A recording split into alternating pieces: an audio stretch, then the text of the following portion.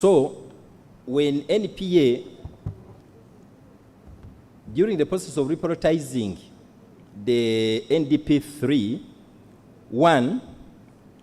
they scaled down some of those ambitious targets to ensure that they fit within the resource envelope.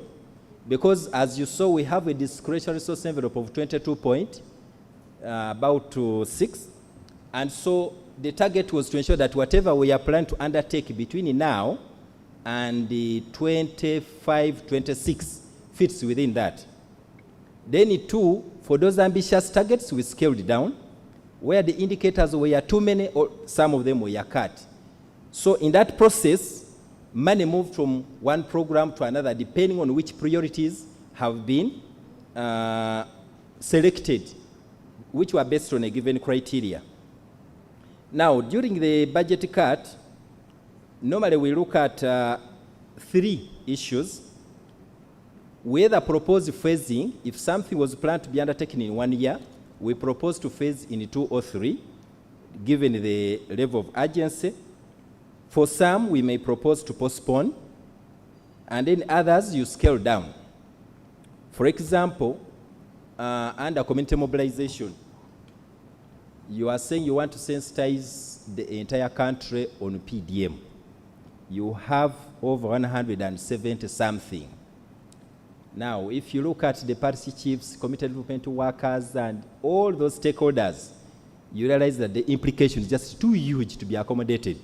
So you're like, okay, you can do in a phased manner for some of the things. If they are roads, we can't do all of them at a go, so you do phase. Program allocation still, in your observation, you noted that human capital took the lead. It was on top, followed by agro, and you wondered why we didn't have agro at the top.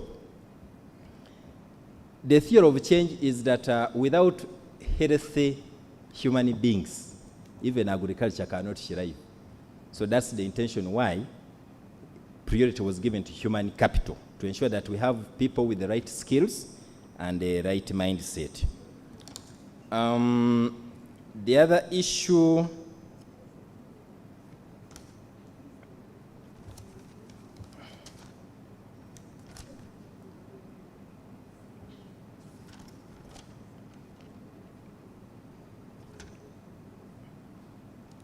the resource envelope, you noted that it declined from 49 to 20, the resource envelope is 49, but the discretion reduced from 25 to 22, and your question was, how are we going to finance the budget?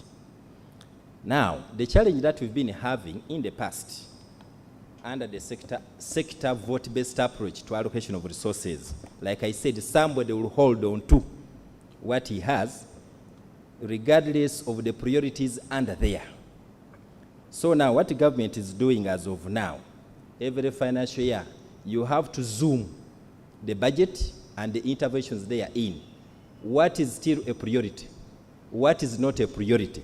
So once we discover that there is some money on what is not a priority, given the circumstances, then that one will expand, and the resources are pulled, and then they are repurposed to the priority areas. And it is the same strategy we are using actually to minimize escalation of the debt burden. Because initially, I would have my 10 billion tied onto my worker plan. Whether linked to the priorities or not, I have it, my 10 billion. Now, I receive a new priority. All the government would do was to borrow to finance that new priority. That's why the debt burden was moving at a higher speed, because for every new priority, we were running to the market to look for money. But now we are using a dual policy where you can mobilize from within, where the implication cannot be accommodated within, then we run, but cautiously, we don't just pick.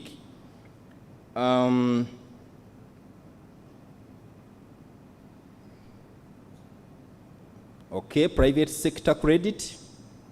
There's an increase in borrowing. That is in response to our policy shift to reduce domestic borrowing from 5 to 1.6, because they have noted the market, the competitiveness is reducing. Then the other strategy we noted, if you looked at the resource envelope, in order to bridge that decline from 5 to 1.6. Actually, one of the shift is noted in external financing, which increased from 6.7 to about 8 trillion. So partly, we are running away now from the commercial to the concessional. That is the strategy we are using. So I know we have a lot more to share. I beg to stop at that level, and thank you for listening and for giving me the opportunity to share with you some of these insights into the budget for financial year 23-24. Thank you very much.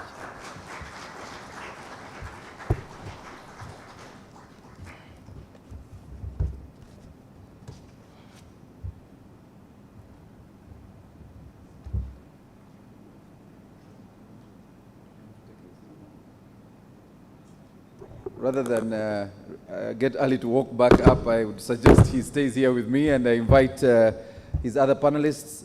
I apologize, we will take you in small groups for your break, so I don't lose you, and I also don't lose the online audience, but my panelists will be served where they are. So panelists, don't worry, we will bring the coffee to you.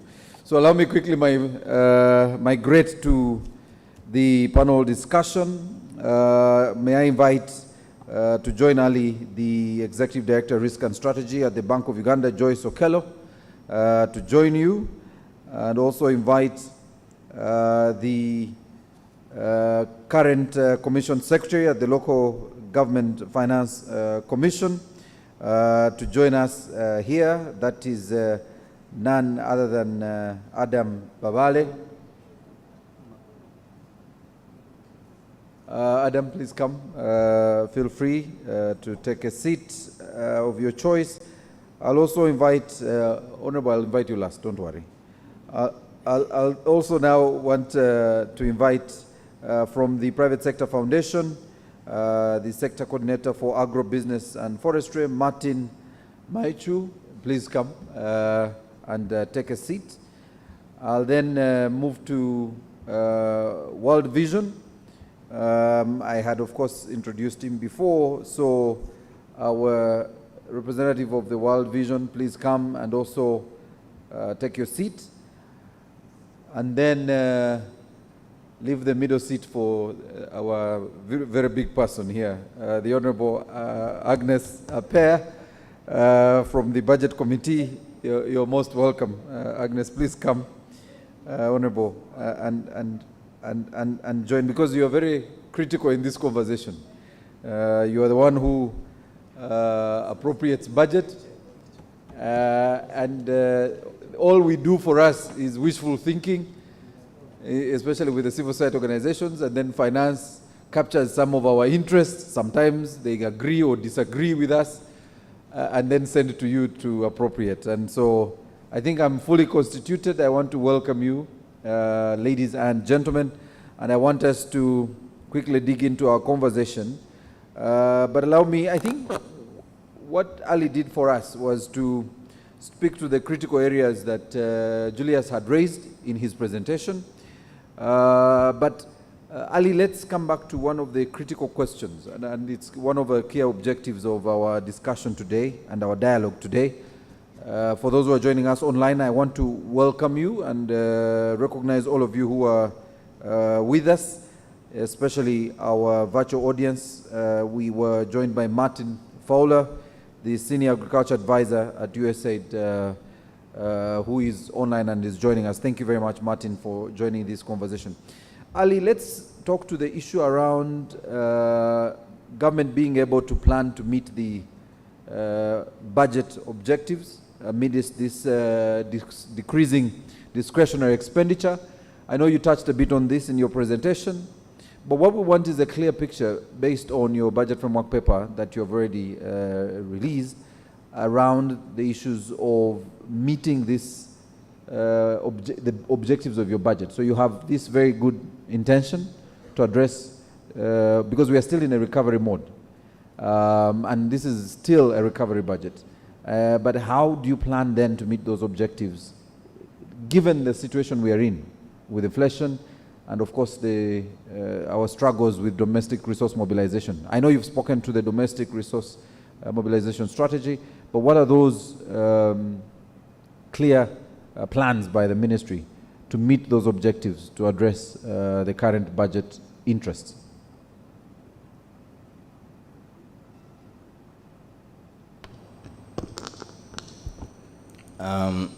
Thank you very much, Maurice. To start with, like I said during the MTR, the midterm review, we noted that some of the targets in the NDP3 were ambitious, were not aligned to the resource envelope. Actually, if you had made an analysis of the NDP3 financial requirements vis-a-vis our local revenue projection or our resource envelope projections, were at a deficit. So the first step is to align whatever we have in the NDP3 or in the budget objectives to the resource envelope. Two, you noted, like you said, we're in a recovery mode. And whereas you have noted an increase in the domestic revenue collection from 25 to 28, there is no intention to introduce new taxes. So what we are doing is we are focusing on unearthing the loopholes within the existing tax administration system and then maintaining the tax base. But then once we bridge those loopholes, then we shall collect more to move from the 25 to 28. The intention is not to increase the burden onto the taxpayers who are in the recovery mode. You talked about also the inflation. Yes, you note that once we borrow, rather interest rate, once we borrow as government, we cause a lot of competition for credit between public and private sector. And so the private sector ends up borrowing at very exorbitant interest rates. So on that note, we decided that we reduce the domestic borrowing from 5 trillion to 1.6 trillion, so that the banking sector majorly is there to serve the private sector to support economic recovery. And the next one we are doing is, like I said, repurposing the budget to minimize over-reliance on debt. Like I said, we normally look at the priorities which the program has moved forward, relate to the budget strategy, and then we establish those that do not have high impact into the budget strategy. And so we repurpose the resources. And that is the gospel that we are trying to sell to the stakeholders, the program leaders, that we should not have an incremental budget year in, year out, where somebody was 10, next year is expecting 20, the other year 30. So what we are promoting is repurposing the budget every other year given the circumstances, so that the resources are appropriate to the high impact priorities. The other one, like I said, is the operationalization of the program working groups. You recall that, or you may be aware that for you to achieve those objectives, you need multiple stakeholders to participate. Now, by operationalizing program working groups, we are enabling the stakeholders to jointly agree on what to do, and then everybody identifies what to do for you to achieve what you have agreed to collectively achieve. And then you appropriate resources based on the Rubimbi for each of the members. Because you noted, Julius indicated that there was a health facility with equipment which were not functional. The issue could be that those people do not have power. Now it is upon the energy program, because under each program, as long as you have a role to play, you have representation. So for example, under human capital, which is in charge of those health facilities, there should be representation of the energy program. in that once I plan to put up a health facility, then NRG should identify, rather human capital should inform NRG that, you know, we are planning to establish a health facility here, but we don't have power. So in the plan for the energy working group or the energy program, you provide for power. 2, somebody will say we have a health facility, but we don't have water. Then under the natural resources program, that program has to plan for the water for that health facility. So in other words, in a nutshell, we are inculcating the culture of comprehensive and integrated priority identification, budgeting, and implementation. Thank you very much, Ali. Ali, I'll come back to you on the issues around the midterm review and how this has informed the budgeting process for the next financial year. Thank you. But also, I think I will still interrogate you on the issue of whether your budget is still speaking to issues of gender inclusion. I think Julius gave us the real picture around the different programs and how they are speaking to the issues of gender.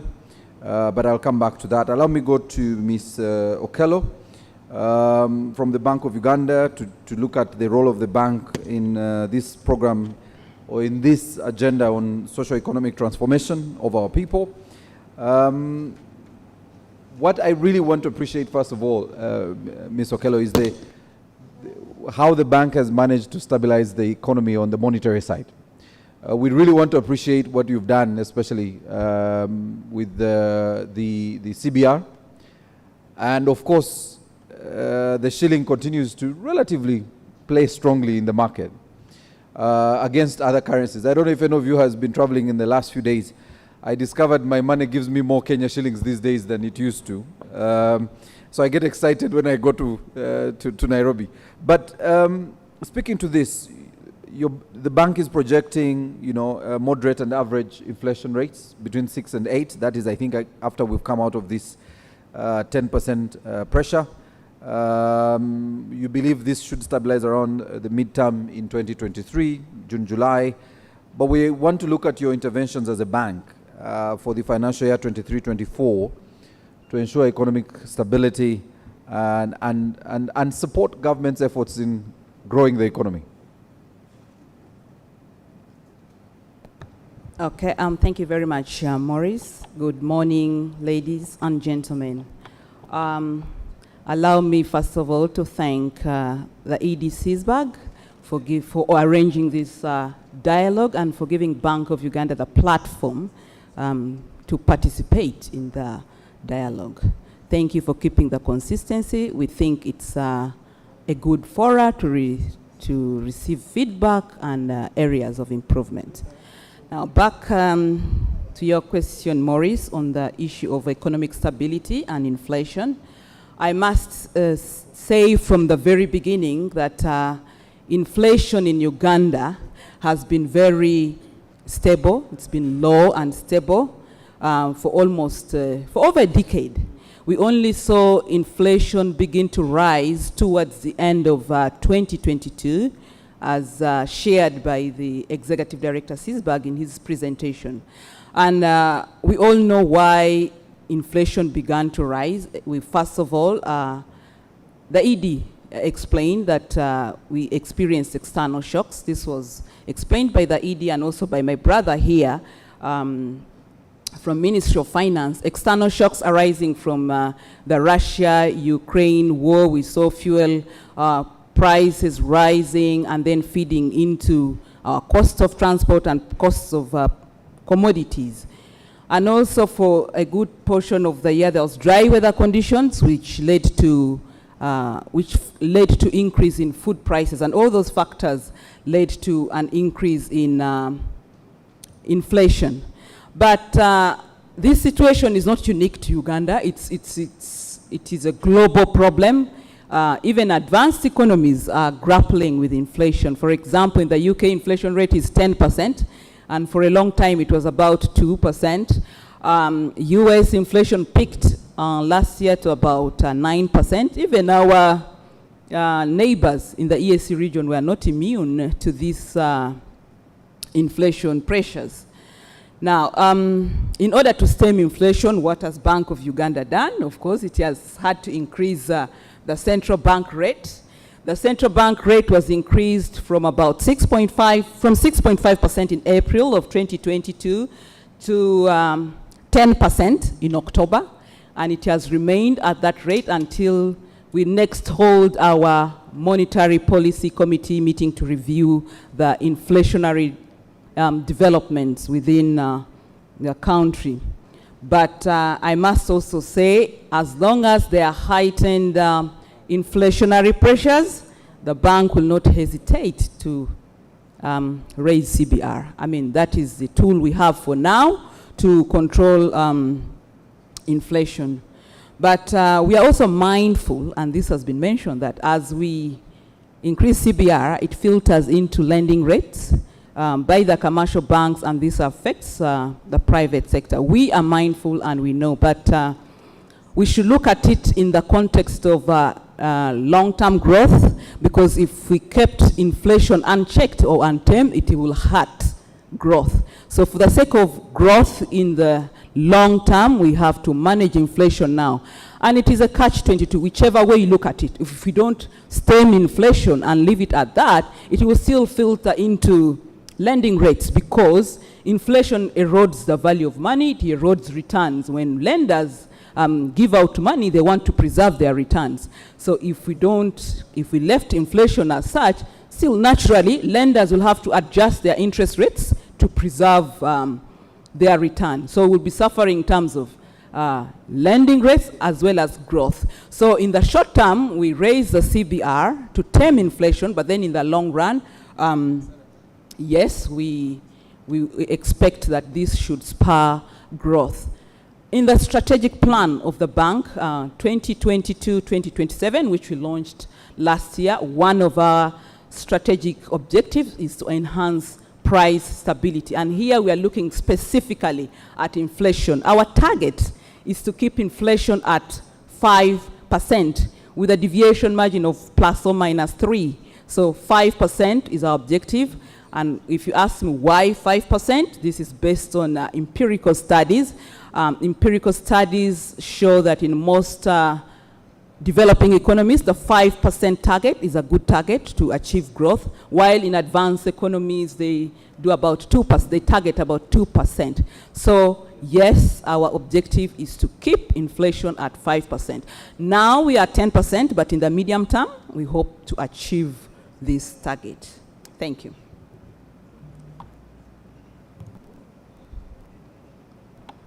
Thank you very much, Ms. Okello. I'll come back to you just in a short while. I want at least to ensure all the microphones are working, so I'll first check that everyone says something to me. Honorable Agnes, let's speak to the role of Parliament in this conversation. Rule 145 of the Rules Procedure of Parliament, the committee or committees are mandated to consider, discuss and review the budget framework paper, and through the budget committee where you sit, you must present this report to the House for approval. And so our question to you is around enhancing effective budget execution and accountability towards the improved service delivery for the financial year 23-24. And that's where you play a critical role. Allow us question how you're going to ensure this execution, effective execution of this framework paper. Thank you very much, Maurice, and thank you, CS BAG, for inviting me and also having Parliament on these spaces of discussion on issues of budgets that affects the lives of our people. Thank you so much for raising that issue of budget execution. Parliament's role is not really execution, it's mainly the executive that executes the budget. But the role of Parliament, specifically in the context of budget, is mainly two. One is appropriation. We appropriate the budget, and then we oversee and ensure that the execution is actually happening as prescribed in the law that we legislate and pass. So our role basically twofold. One, we engage in the budget formation. And you've rightly said that the budget framework paper, for us, is the first framework that the executive presents to Parliament to tell us their budget strategies. And the Ministry of Finance has ably presented on their strategies. Now, as you're aware, in the last 2 weeks, I sit in the budget committee, and I'm the deputy of the agriculture committee. So what happens is that these budget framework papers go to the different sectors, and all these sectors present them to the budget committee. Now, what happens at the budget framework paper is to scrutinize what the executive has presented, if they really speak to the real priorities of the people. Remember, one of our functions is to represent our people. So we help in reprioritizing. For example, when you tell us your priority this financial year is food security and irrigation, and we go into the budget, for example, in my agriculture committee, there is no specific money allocated to that food security. When you talk about small-scale irrigation, and we were talking over there, what do you mean? I have my 2 acres, the other one has 1, there's a house in the middle. And there is no specific policy towards irrigation. So that is the role of Parliament and for my Committee of Budget, to ensure that what you are telling the country is actually translated into the allocation. Now, the theme of this year's budget, one of it that I picked, is commercialization of agriculture. And I'm looking into the budget, I'm asking, what is commercial about this budget?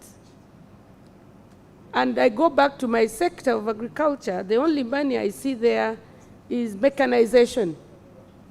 But I'm not seeing the whole value chain. Yes, you're giving the tractors. Are these tractors good enough? Are they going to actually produce much food?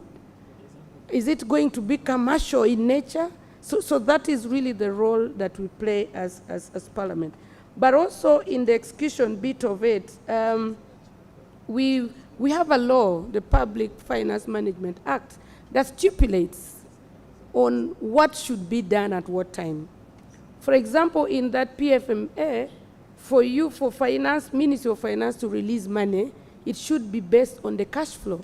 Now, the cash flow plan, which I think is approved by Accountant General or something, it's all stipulated in there. Recently, we summoned, as a budget committee, the Ministry of Finance, and we are asking on the performance, the budget performance of the last 6 months. And we are saying, yeah, we appropriated this money, but the performance of this budget is far way below the expectation. Why is that? So that is what we do in the process. We cross-check and see the money which was given, has it done the right thing? And if not, why? Are we aligning really? Or are we being compliant to the law that we have established in place to guide the process of execution? And I must say that, yeah, so far, I think we had 50-50. As Parliament, we seem not to be very convinced on the explanations we are being given on the poor budget performance and releases. We see that the critical areas yesterday, if some of you were following, we demanded the Minister of Health to present a statement on the floor of Parliament on the issue of no drugs in hospital. And the Minister comes to Parliament and tells us that money was not released to national medical stores. So you can see that as Parliament, we are really checking and making sure that as we appropriate the money, is it being used in the right way and at the right time? The money may be there, but if it is not released, for example, to NSM, medical stores on time, it means there will be no drugs in the health facilities. So that is basically really in the context of execution. We follow on, and also there is an element in Parliament that we have action reports. We demand that ministries, departments, and agencies of government present to Parliament on actions that they have taken, irrespective of the budget which was appropriated, but also some of the issues that could have been raised. So as budget committee, ours is mainly scrutinizing the proposals and following it up to make sure that what you've presented to the country is actually done and done in the right way and at the right time. I thank you. Thank you very much, Honorable. And Honorable, I know you're pressed for time. I'll probably come back to you before I come back to Ali, and in case you must run, because we know, and I noticed you mentioned NSSF when you wanted to mention NMS and you later corrected it. I know there's a lot of interest in that space, and you're probably interested. So we won't be surprised when you ask to leave. But let me come to Adam Babale, the Acting Commission Secretary, Local Government Finance Commission. And by the way, Honorable Pair, I also am surprised now you're pushing towards agriculture. Initially, we thought our interests when we sent you was to support local government, but it's okay. When we have you in agriculture, you're still supporting local government. Babale, let's talk to the issue of service delivery in light of the inadequate local government financing. We've seen an increase over the years to local government budgets. However, the bigger percentage has actually gone to the recurrent budget every year as they increase the budget for local governments. So we are wondering what's the role of the Local Government Financing Committee to ensure that development grants are actually increased for the local governments every financial year. Yeah, thank you very much, Maurice. Thank you very much, Sisbaga, for inviting the Local Government Finance Commission, my colleagues on the panel, especially my chairperson, is a former chairperson of the commission. Dear participants, the commission plays an advisory role, but also an advocacy role for local government financing. And therefore, we have to analyze the national budget and how local governments are funded from the national budget. We also analyze how local governments are raising revenues from local own source revenues, and we support them to enhance. I will come to that later because even the executive director of CESBAG commented about it. Now, to give you the picture of the funding, it has been the same over time. Though we have been trying to have a voice to change it, things have not changed in the manner that we want. For example, the local government funding from the national budget is dominated by wages. And from the look at the numbers, if you only take the wages, they become about 60% of the grants, their wages. But within the non-wage recurrent, there is also, for us, we take them as part of personal expenditures.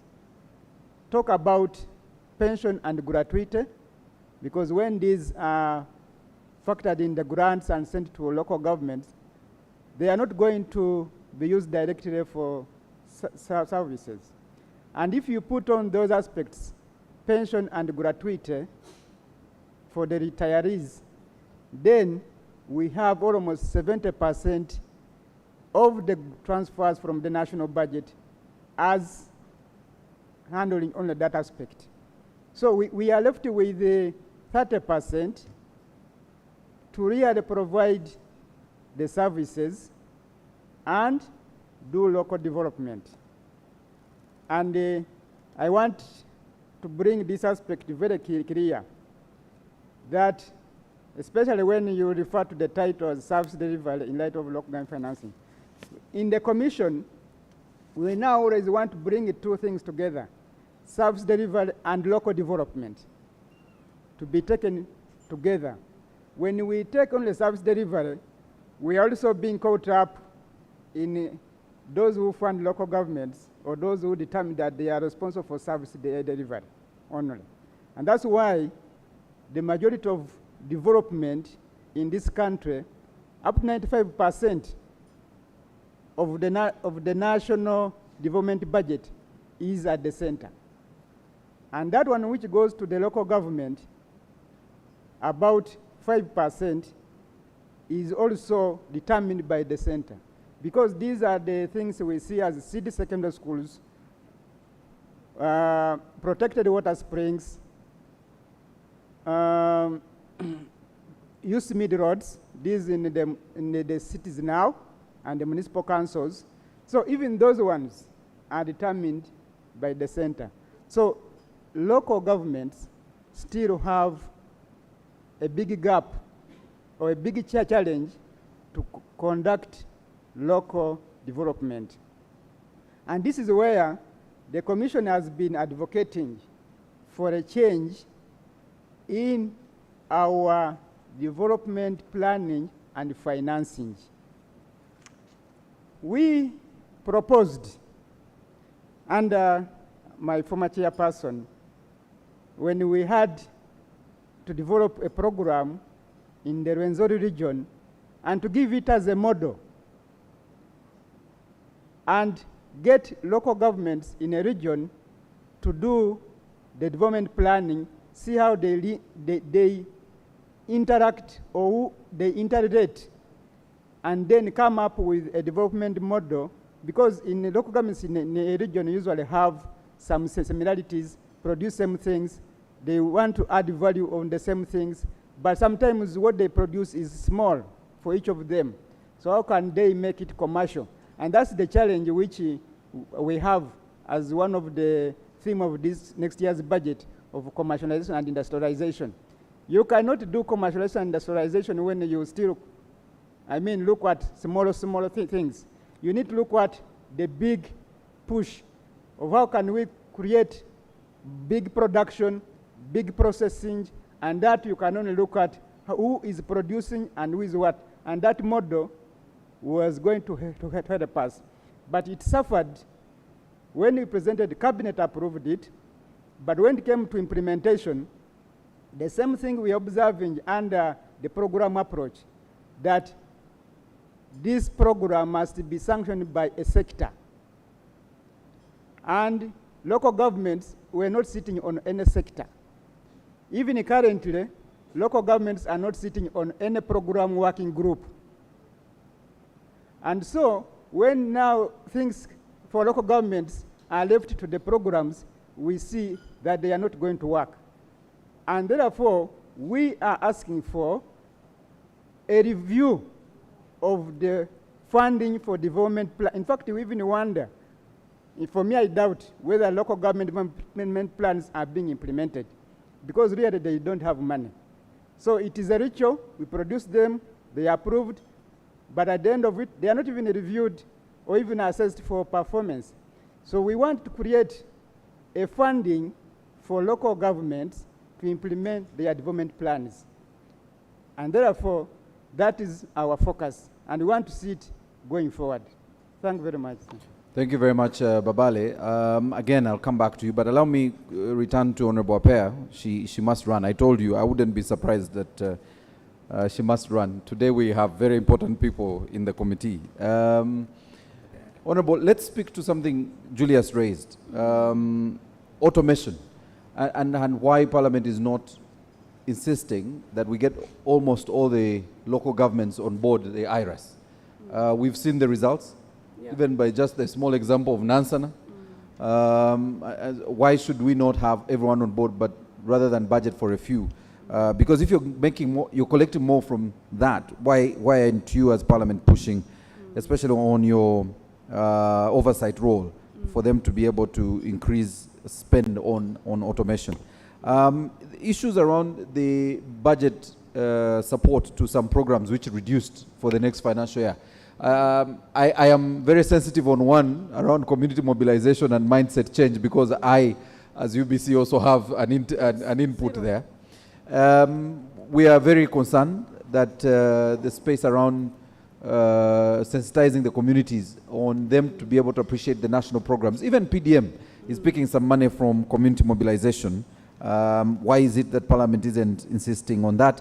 You yourself have spoken to the issue of commercial agriculture, the commercial, the appetite for government to promote large-scale agriculture production, but there is less money for commercial agriculture. And then finally, how much is Parliament doing to support this domestic resource mobilization strategy so that we can put less pressure on the debt portfolio, but we can actually generate more money from the market itself? I thought you'd speak to that and then you can run away, Honorable. Yeah. Thank you very much, and I'm glad that my commission is still going strong, and I thank them for that. Maurice, some of these issues that you've raised are really some of the critical issues that as budget committee we are looking at. The first questions we are asking all the sectors and budgets that are presenting to us is, what is the source of revenue? Because most sectors come asking for more money. And when they ask for more money, you're asking them, as a sector, show us the areas where you are generating revenue. And we normally guide that if I were the accounting officer, I would invest money in areas that would generate more revenue. So that, as Parliament and as a budget committee, we are talking to that very, very seriously. And we've also asked the same question to the Ministry of Finance to say that, yes, last year we had a budget of 45 trillion, and now it is coming to almost 50. Where is that source of money? And you're aware that also as budget committee, we tabled to Parliament during the budget framework paper a report highlighting that as a country, we lose 8 trillion shillings every financial year in tax exemptions.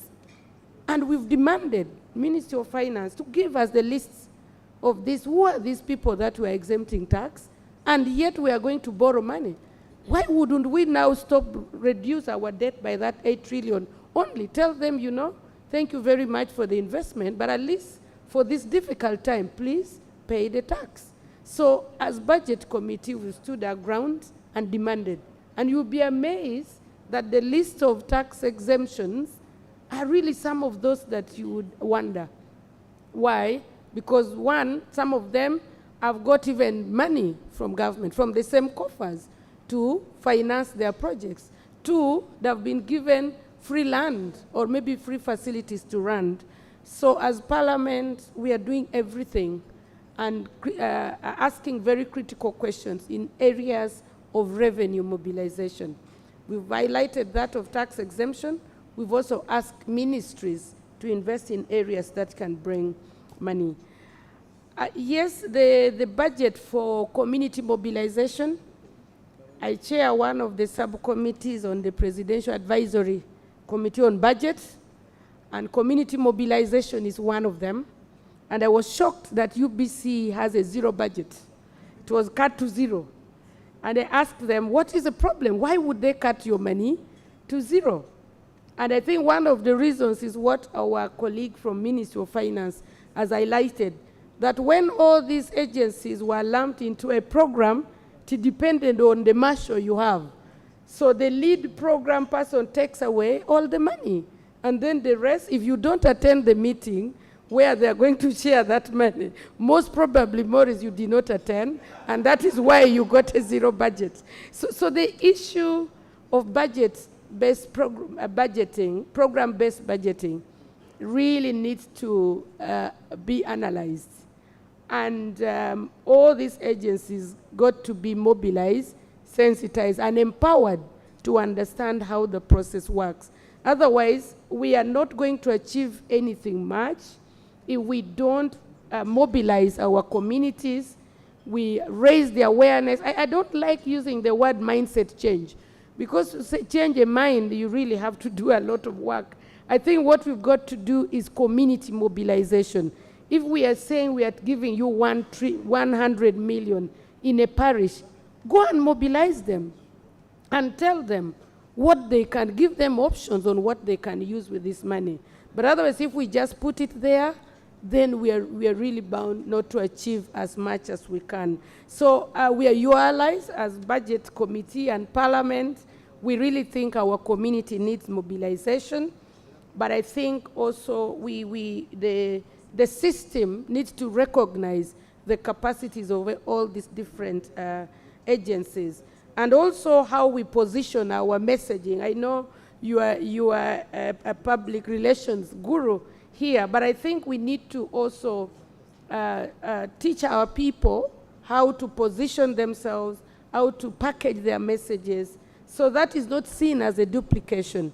I think what the Ministry of Finance raised here and what we saw in the Budget Committee, we found that every sector was asking for money for community mobilization. And we are saying, what are you going to do? If local government is going to talk about PDM, can UPC do that work on air and on radio? Can the rest of the people use the same message, the same money, but you find Ministry of ICT is asking for the same, gender is asking for the same, local government, even agriculture? Everybody wants to do mindset change. So that is also one of the reasons that I think Ministry of Finance has to work on. The duplication is still there.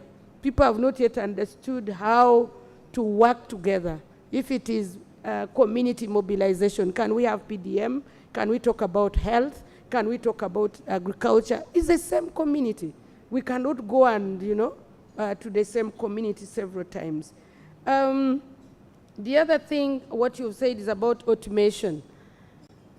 Parliament is advocating, and I think CS-BAG has shown us that e-government is going to help us in very many ways. One of the critical areas is corruption. Money, when you touch it, definitely you'll be tempted to test it.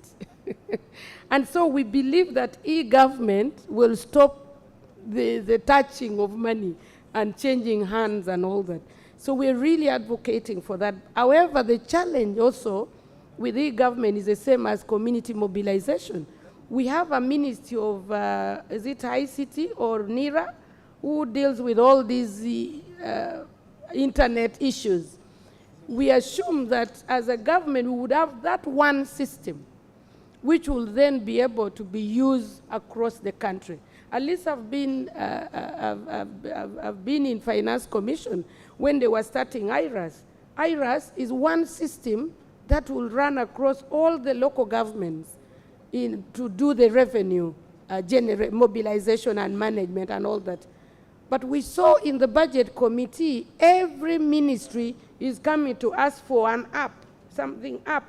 Oh, ours is so specific. We need our specific, system. The other one comes. I said, how special is it?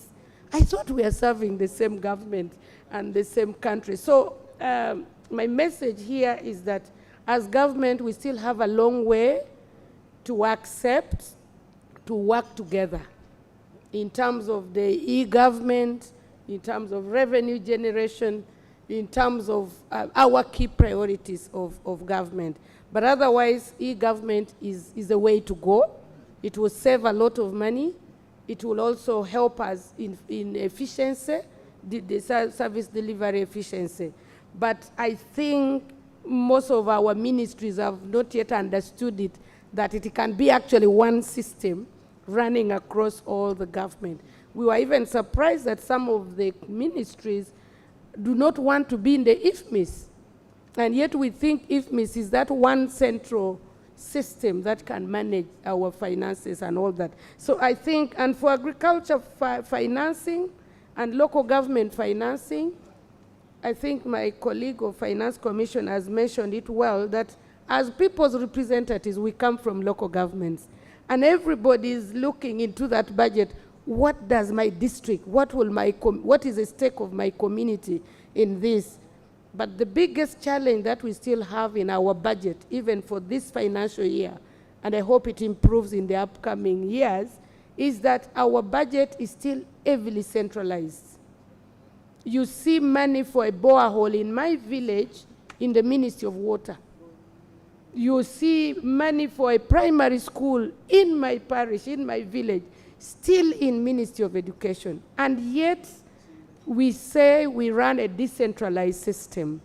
Until we reach that point to acknowledge that our front service providers are in the communities and in local governments, and we need to empower them to run the business of government, we are still going to have a big challenge. And that is the reason why you see blaming local governments of returning money. If you look at that monies which are returned, is purely mainly because of bureaucracies. From central government through a ministry, then it goes somewhere, for example, road fund.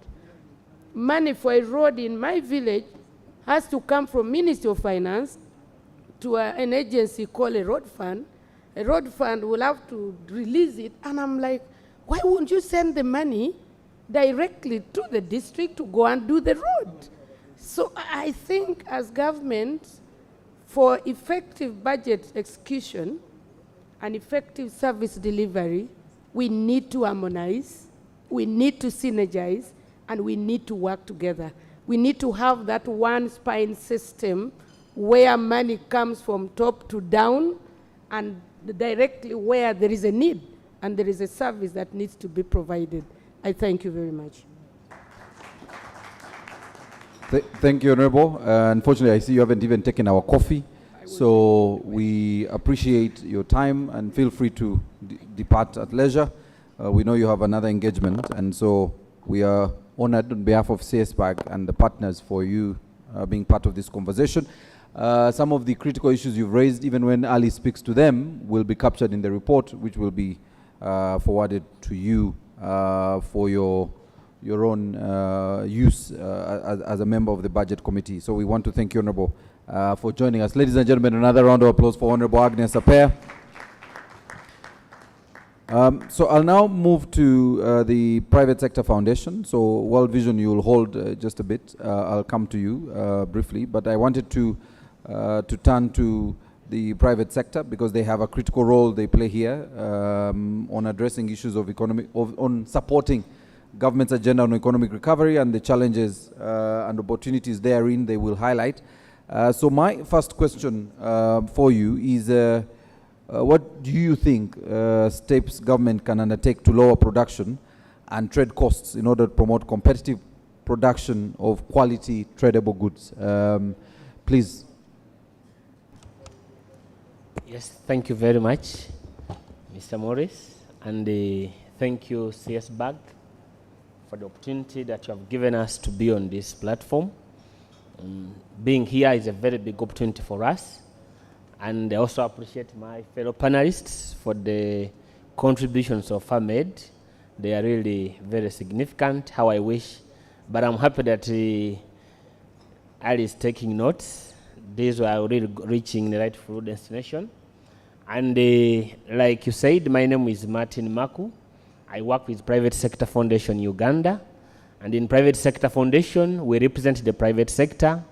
Our work every day is to build the private sector, to make sure the economy is competitive, to make sure that we are better off, we grow. Like when we see our national budget growing from 46 trillions up to 49 trillions, or almost 50, for us that's very good. And we are looking at seeing the budget grow more, but also we want to see that the money reaches the hands of the private sector. Because the budget can grow, but when money in the pockets is reducing.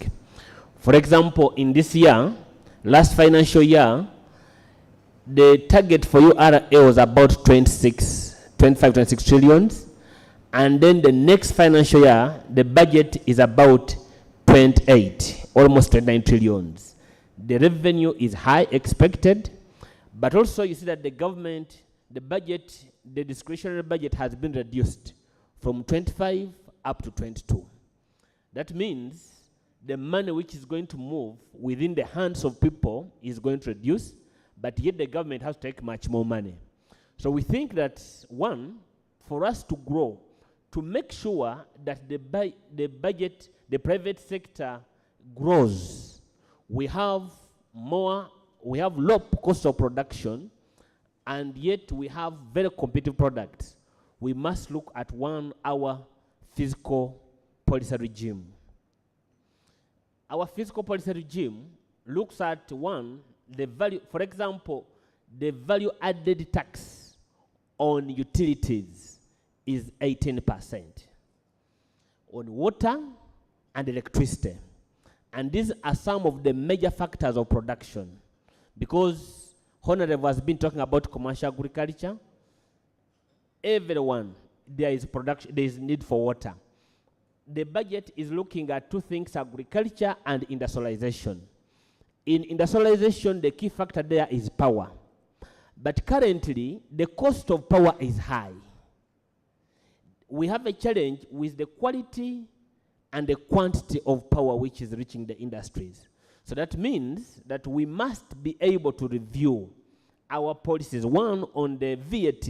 Our colleagues in Kenya are almost becoming the horn of Africa. They are becoming strong economically. But one of the things which has made them to grow is their VAT, for example, is at 14% for utilities and other things.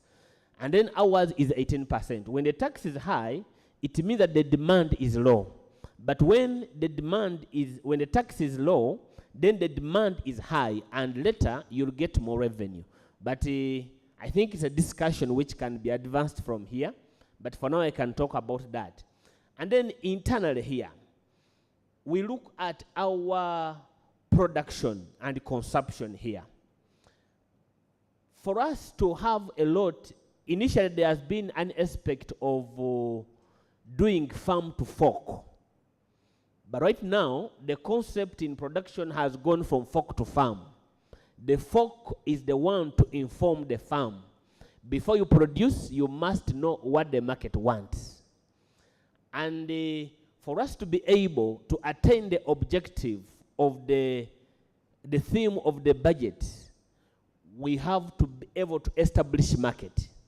Externally, as well stipulated by Finance, Mr. Ali, but also we should look at the internal market first of all.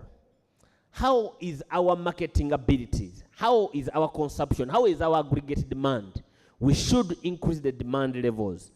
One, by looking at the school feeding policy. I think in the papers, recently, a few years ago, our maize was refused by Kenya. It came back within. Our milk has been refused by Kenya. And yet, if we also create a demand internally within the country, we could be able to have a lot of production. And when you have a lot of production, you have low costs of production because you'll have economies of scale. And if you look at, for example, in school we have about 15 million school-going children. If we look at 10 million as people to consume our milk and eggs, if every student is going to consume 3,000 shillings per week for milk in a term, in a year, we are going to realize about 1 trillion. That money is going to come and it's going to move within the economy, and it is going to steer people to go into production of milk. And then, when you also look at a student taking like three eggs in a term, in a week, for 3 terms, is going to get about 540 billions. That money is going to move within the economy. And as the money saturates within, you are going to be able to have low cost of production because of economies of scale. So to me, I think that's something that we should be able to look at. Another thing we can look at is how do we have the money move through people. We have the National Local Content Bill 2020. Most of us know that a lot of money has been allocated to procurement. But 70% of the procurement of the monies normally goes out of the economy. But if the National Local Content Bill becomes a law, that most of the money, maybe if we turned it around and 70% is within the economy and 30% is going out of the economy, people will have a lot of money. And the more people have money, the higher the consumption, the higher the aggregate demand. And with that, we are able to achieve an economy which is competitive, so we shall have low trading costs.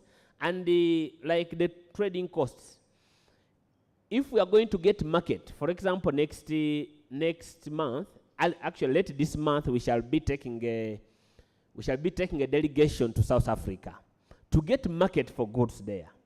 But before you take goods to South Africa, you are going to pay air ticket. You have to buy a ticket for your cargo and so forth, and then you have to do the logistics and other places. But if you generated the market within, you are going to lower cost of trading. They can tell you that going to South Sudan, going to DRC Congo, you are going to sell a kilogram of meat at 80,000 Ugandan shillings. But taking there a kilogram of meat, it is costing $5 US. And then plus the logistics, transport alone is $5 US, and then other things. So you find that yes, you're going to get the market, but had you maximized the market within, it will be very good. So one, let's make a deliberate effort to have agriculture grow, to produce our own food.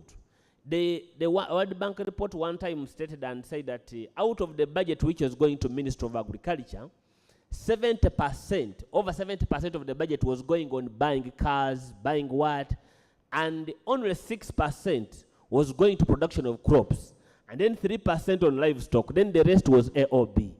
So if we are using only 6% to produce food, and yet we are aspiring to become better strongly, we have a problem. So I think we must be able to change, and we shall not be very different from our colleagues in China, because China decided to develop its own market, to grow their own market, and right now they are giving loan at 2%, we are getting loan at 18%. I thank you. Thank you very much, Martin. I'll come to Ali, maybe to support Martin's initial position on being a competitive market.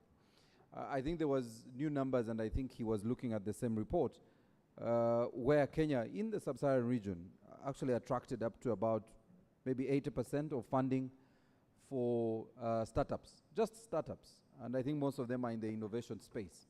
And they attracted up to about $2 billion in funding for startups, which I think for me speak to the micro space especially.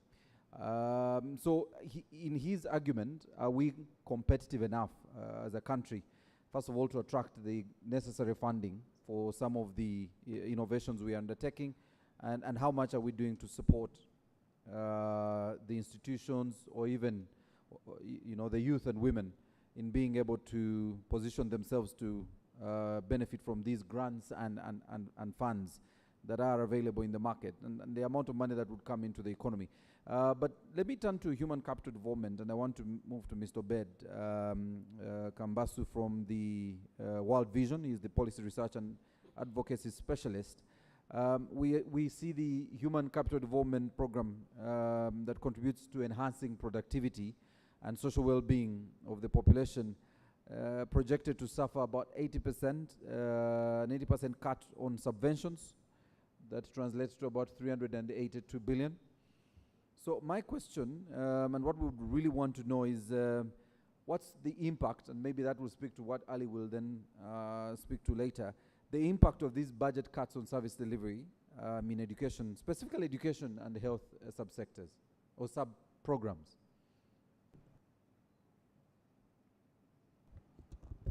Thank you so much, Maurice, and thank you everyone in the room. My name is Dr. Obed Kambasu. I come from World Vision, but I'm representing the voice of many CSOs in here. In fact, all the CSOs in here. Now you mention and ask what the impact of this will be. This is a good question, because when we hear the narrative that the Human Capital Development Program is taking the biggest share, then we might be lost in the details and imagine that everything is well. What is clear is that there is massive reductions if we even go sector by sector. Now, what will be the impact? I think I will repeat what actually Julius was talking about here. We are going to see situations where there will be still overcrowding in our schools. So you are talking about from government figures that we have a ratio of one classroom has up to 104 children in rural areas and 101 children in the urban areas. So we have more than 100 children in one classroom, and the quality of these classrooms is rated as poor. Only 25% of primary schools classrooms are rated good, and only 36 in secondary schools. So you had the message here. We are having a lot of money going into wage and non-wage, and only 17% into development. So that means fewer classrooms, and that means overcrowding continues. And the government standard, by the way, is that we should have maximum 53 children in one classroom, and we are having nearly double that.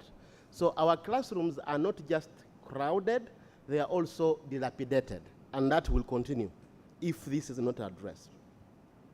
He also mentioned something to do with, in the health sector, for example, with equipment, issues of staffing. He mentioned, for example, Nadunget Health 3 Moroto, which was given a theater, but no staff to use it. In many of our regional referral hospitals, we have CT scans, but we have no personnel to operate them. We are talking about up to nearly 44% gap in doctors, anesthetics, and other critical health specialists. So this is something that will not be addressed unless we do something about this. Medicines. Think about every public hospital that you know. We are told that we have free medical care in this country. But if you go near a public hospital, you will see that there are a lot of pharmacies. So you could do a count of the pharmacies around Mulago Hospital and compare that to the pharmacies around the private hospital. That will tell you what you need to know, that actually what we have is a white elephant. We have a very big building, and we are saying we are giving free medicine, but actually our people are buying the medicine. In fact, our out-of-pocket expenditure for households is one of the highest in the region, at 41%. We don't have an insurance scheme that covers our very vulnerable people. Now, this will not be addressed if we are having all these cuts that we are talking about. 80%. Finally, I need to cross back to education, because Minister of Finance mentioned something to do with digitalization. As CSOs, we appreciate, for example, that we want to register our children through a digital platform. We also appreciate that we want to do e-inspections. This is very good, but maybe we are just dreaming too much. You know, they are saying we will do e-inspections, therefore we can reduce the inspection budget. Because the Director of Education Standards here is saying, with the current money they have, which by the way was cut last year from 6 billion to 2.7 billion, they can only inspect a secondary school after 4 years. The solution, e-inspection. What does this mean? That a teacher comes to school, they log into the system, and then the ministry or whoever it is will know that the teacher is in school. Now, practically speaking, this is dreamland. Our schools don't even have basic power. We are talking about electricity for charging a phone. We don't even have GPS-enabled things. We are talking about things that we want to achieve, but we want to achieve them now. So what happens actually if the teacher logs in, assuming they log in anyway? Will they then go to class? They could log in, go and sit under a mango tree, and then we will say the teachers are teaching and our children are doing well. But what we are talking about as CSOs here is that these innovations are good, but they should be complemented with more physical inspections, for example. This is like, you cannot just expect results in 1 year, that you are starting something and then immediately it will make impact. It's the same with the lower secondary school curriculum, and that's why I will stop really about this. You are talking about a new curriculum to make our curriculum more science-based. Very good. But who is going to implement it? The teachers. Do the teachers have the skills to do this new curriculum? We have been told that the Ministry of Education has a deficit of 14 billion to train 1,000 teachers. Now what they will do, they will train only 150 because they don't have the money. 150 teachers in Uganda are projected to be trained in the new lower secondary school curriculum because we don't have the money. I don't know how many districts we have. Maybe we'll have one teacher per district who knows how to use this curriculum. So we have got to be more realistic in our dreams, which is very good, but we need to walk the talk. That is really something that I would mention. It has to be, and the impact is on our children. It is on our communities. It is on the most vulnerable. And this is where we need to think in terms of, are we really doing the right thing? In terms of, do we just have a plan, put it there, and not implement it? I thank you so much. Thank you very much, Doctor. And I'm happy you speak to the fact that from the outside, everyone will see the figures allocated to human capital development and say, all is well, because that still speaks to education and health as sub-programs. But you need to critically dive into the budgeting, the details in that particular program to understand how much money is actually going to development. And what's critical in what you said is both health and education need a lot of support when it comes to development. And we saw, one excellent example in the picture shared by Julius. So you have a very good facility, and I agree, it could be power that is missing on that facility, but also do we have the personnel, skilled personnel, to use that beautiful equipment that we have seen in that picture. Ali, you'll come to this later, and I know you have many other issues raised in our discussion you will be speaking to, but allow me to return to Ms. Sokelo to speak to the issues of the coordinated, a lot of people speak to the uncoordinated troop movement. So you're fixing the monetary, and then you're struggling with the Ministry of Finance and government to fix the fiscal. But let's talk to the coordination of the monetary and fiscal interventions and the role of the bank in curbing, what would be your next steps in price stability as you support the Ministry of Finance through this budget implementation process. What's your critical role on that in that space of price stability? Because it was spoken to here, and I think PSFU was very energetic on these issues around the cost of money, and I know we'll come to the cost of money also later in this discussion. What's your role there as a bank?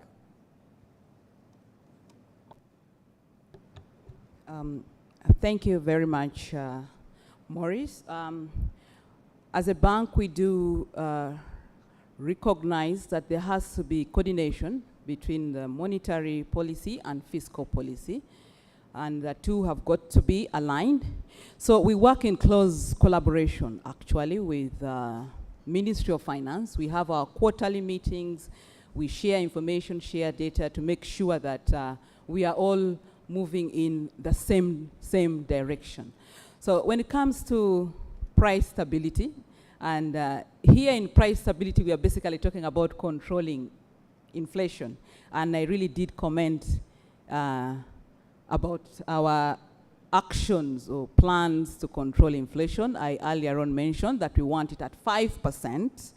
And of course, now we are slightly out of target, but the tool we use is CBR, and as long as we have inflationary pressures, we'll continue to use the CBR to make sure that inflation is under control. And we expect to move back to the 5% target in the medium term. And we really want to see inflation under check, because with inflation and with a stable and low inflation, we expect that the private sector is able to plan better, make good investment decisions because of the predictability of prices.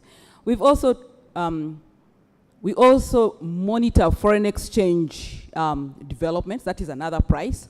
But you know, Uganda is a liberalized economy. We are not supposed to fix exchange rate. Exchange rate is market determined. However, when there are excess volatility into the market, we want exchange rate to take a stable trend determined by forces of demand and supply.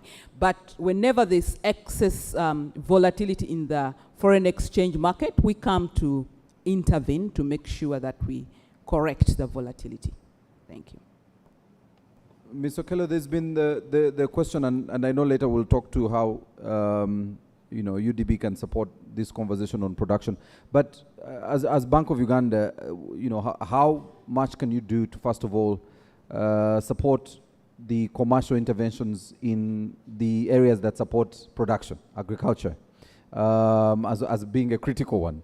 How much more can we do? Because I'm sure you've seen the number of schools that have been sold in the last few years since COVID, but also the cost of money in the market at the commercial rate. I think I saw the presentation from Julius speaking to how most of this money is actually going to households. It's not even going into the productive sectors. How can the bank support this space? Thank you very much for that question. I want to tackle it from our broader role in economic transformation. Many times when people hear about the central bank, they look at us as that institution that regulates, the institution that is a banker to commercial banks, banker to government, and possibly closes banks, those kinds of things. But I want to say from the onset that we are very much aligned to the socio-economic transformation programs. And ladies and gentlemen, if you've noticed, our current mission reads to foster price stability and a sound financial system in support of socio-economic transformation. Our key objective is price stability and a sound financial system. But why do we do that? It's not an end in itself, it's a means to something in support of socio-economic transformation. And like I said before, we are very much aligned. We are independent, but part of government. And we do quite a number of activities that are aligned to the National Development Program, which forms a basis for budgeting. I know there are a lot of programs listed under the National Development Program 3 in support of the economic transformation of Uganda, but I'll want to pick on 3 of them and talk about those 3 programs and how Bank of Uganda is supporting. I'll start by talking about the agro-industrialization and commercialization of agriculture. If you may be aware that there is a credit facility called Agriculture Credit Facility, which is funded by government, and Bank of Uganda, in collaboration with Ministry of Finance, is at the forefront of implementing the Agricultural Credit Facility. This facility is specifically to facilitate commercialization in agriculture and capital investment to ensure value addition within the agriculture sector. So we disburse these funds through the commercial banks. The banks contribute 50%, and then the government of Uganda does 50%. We disburse at a fairly favorable interest rate, which is 12%, and for various agro processing activities. And over the years, we have been able to channel a total of about 711 billion shillings, supporting over 2,000 projects within the agriculture sector, hence supporting commercialization of agriculture, and then, of course, value addition, covering various activities including dairy processing, horticulture, grain processing, to mention but a few. Now, alongside, and this is targeting small scale and medium-sized enterprises. But still under the scheme, we have what we call block allocation, which goes to the bottom of the pyramid. It's targeting really the smallholder farmers. You can come as an individual or you can come as a group. And when you come, you are eligible to 20 million shillings for your agricultural commercialization activities. And for these smallholder farmers, we even allow the non-traditional securities, because we know these are small players within the agriculture sector. So with the Act for Securities Movable, what is it called? Is it the Securities Interest in Movable Properties Act? We are able to use the non-traditional collateral for purposes of lending to these people. You can pledge your bicycle, you can pledge your radio and any electronic equipment, or you can use group guarantee for your collateral as your collateral, or you can even use, the banks can even use your cash flows. If your cash flows are good, then it forms a basis for collateral. So we go even up to the bottom of the pyramid to support the agricultural sector. Working, of course, in collaboration with Ministry of Finance, because that is our line ministry. Then that is under agro-industrialization program. Then, of course, under the private sector development program, we also have, in addition to, of course, agricultural credit facility, we have this small business recovery fund. And this was specifically introduced, and it was a directive by His Excellency the President during the COVID pandemic. And really, it's meant to support small businesses, micro business, to recover from the effects of the COVID pandemic, but it also, we continue to disburse and implement this scheme to support the private sector. Under this scheme, any small business employing from 2 people, a minimum of 2 people, even up to 49, you qualify, and we lend at an interest rate of 10%, which is way below what the lending rate in the banking sector is. So there's a lot of activity going on, but also in the aspect of commercialization of agriculture and moving away from subsistence to the formal economy. The Bank of Uganda is very much active in the area of financial inclusion. We can't talk about commercialization or moving away from even subsistence, the money economy, without bringing these people who are down there into the formal financial sector. Because, I mean, the two go hand in hand.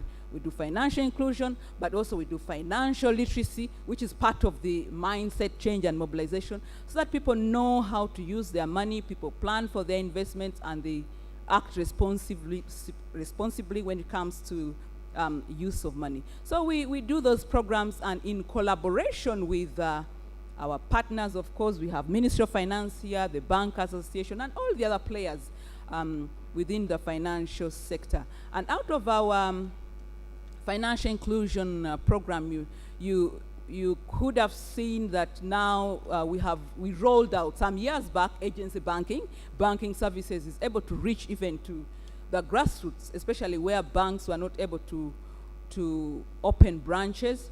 Then we have we've also seen branches, but we've also seen commercial banks now begin to develop specialized products to support the bottom of the pyramid. We've got these investment clubs to promote savings. We've got specialized bank products to support account savings for the village and saving loans association. So we are having interventions that really move people from the informal to the formal sector. But in addition to that, under the program for digital transformation, under the NDP3, we've seen payment systems has been one of those areas which has has been like an enabler for digital transformation. And the central bank comes in handy as the regulator to ensure that there's efficiency, the risks are managed, and the consumers are protected in that front. Not only that, we are also encouraging innovation in that space. Within the National Payment Systems Act, there's a provision for what we call regulatory sandboxes. Those are test environments for innovations in payment systems. If you think you can innovate in that area, we put you in that environment, see whether your innovation is viable and good for the financial sector, and once we have monitored it and found it safe, then we license you as a payment service provider. Now, most of these programs within all these programs within the National Development Program, I could term them as pillars for socio-economic transformation. But then at the end of it all, they must rest on the foundation. And the foundation for socio-economic transformation is a stable macroeconomic environment. You can't talk of a transformation without a stable macroeconomic environment or even a sound financial system or peace and security. Those lay the foundation for socio-economic transformation. And of course, you know that the central bank really is at the heart of making sure that there's price stability and there's a sound financial sector to support socio-economic transformation. But of course, there remain sticky issues. Cost of financing, that has been a problem, and we must admit that it is a problem. And when we liberalized the economy, we expected that through competition, some of these, that more people will come, more players will come into the space, and through competition, prices will probably go down. Those are some of the things we've not been able to achieve by liberalizing the economy. It's something that we recognize. We continue to engage these institutions to make sure that we see prices come down. Thank you. Thank you. Thank you very much, Ms. Okello. Ali, you have a lot of areas of intervention you want to speak to. So I'll allow you about 10 minutes to speak to those areas. And then I'll open this up. We have a virtual audience. And to the digital team, there is questions in the comments area, if we could capture those, but also any of the questions on social media that we can raise, or comments we can raise in this platform using the hashtag UGBudget23. The digital team will pick this, but I also know there's questions from our civil society organizations online in the comment section on Zoom. Please do capture these, and then let's see how we can share them a little later. Ali, over to you. Thank you, Maurice, and my fellow discussant for the submissions, and our participants for the attention. I'll start from the latest. You alluded to the fact that when you ask BOU on how they are managing the uncoordinated fiscal and monetary policy scenario to contain macroeconomic stability. So I wish to clarify that actually, like she explained, we are moving together. Because if you recall,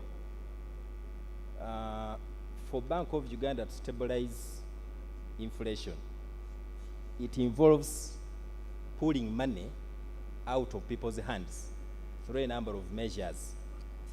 So when that money is pulled,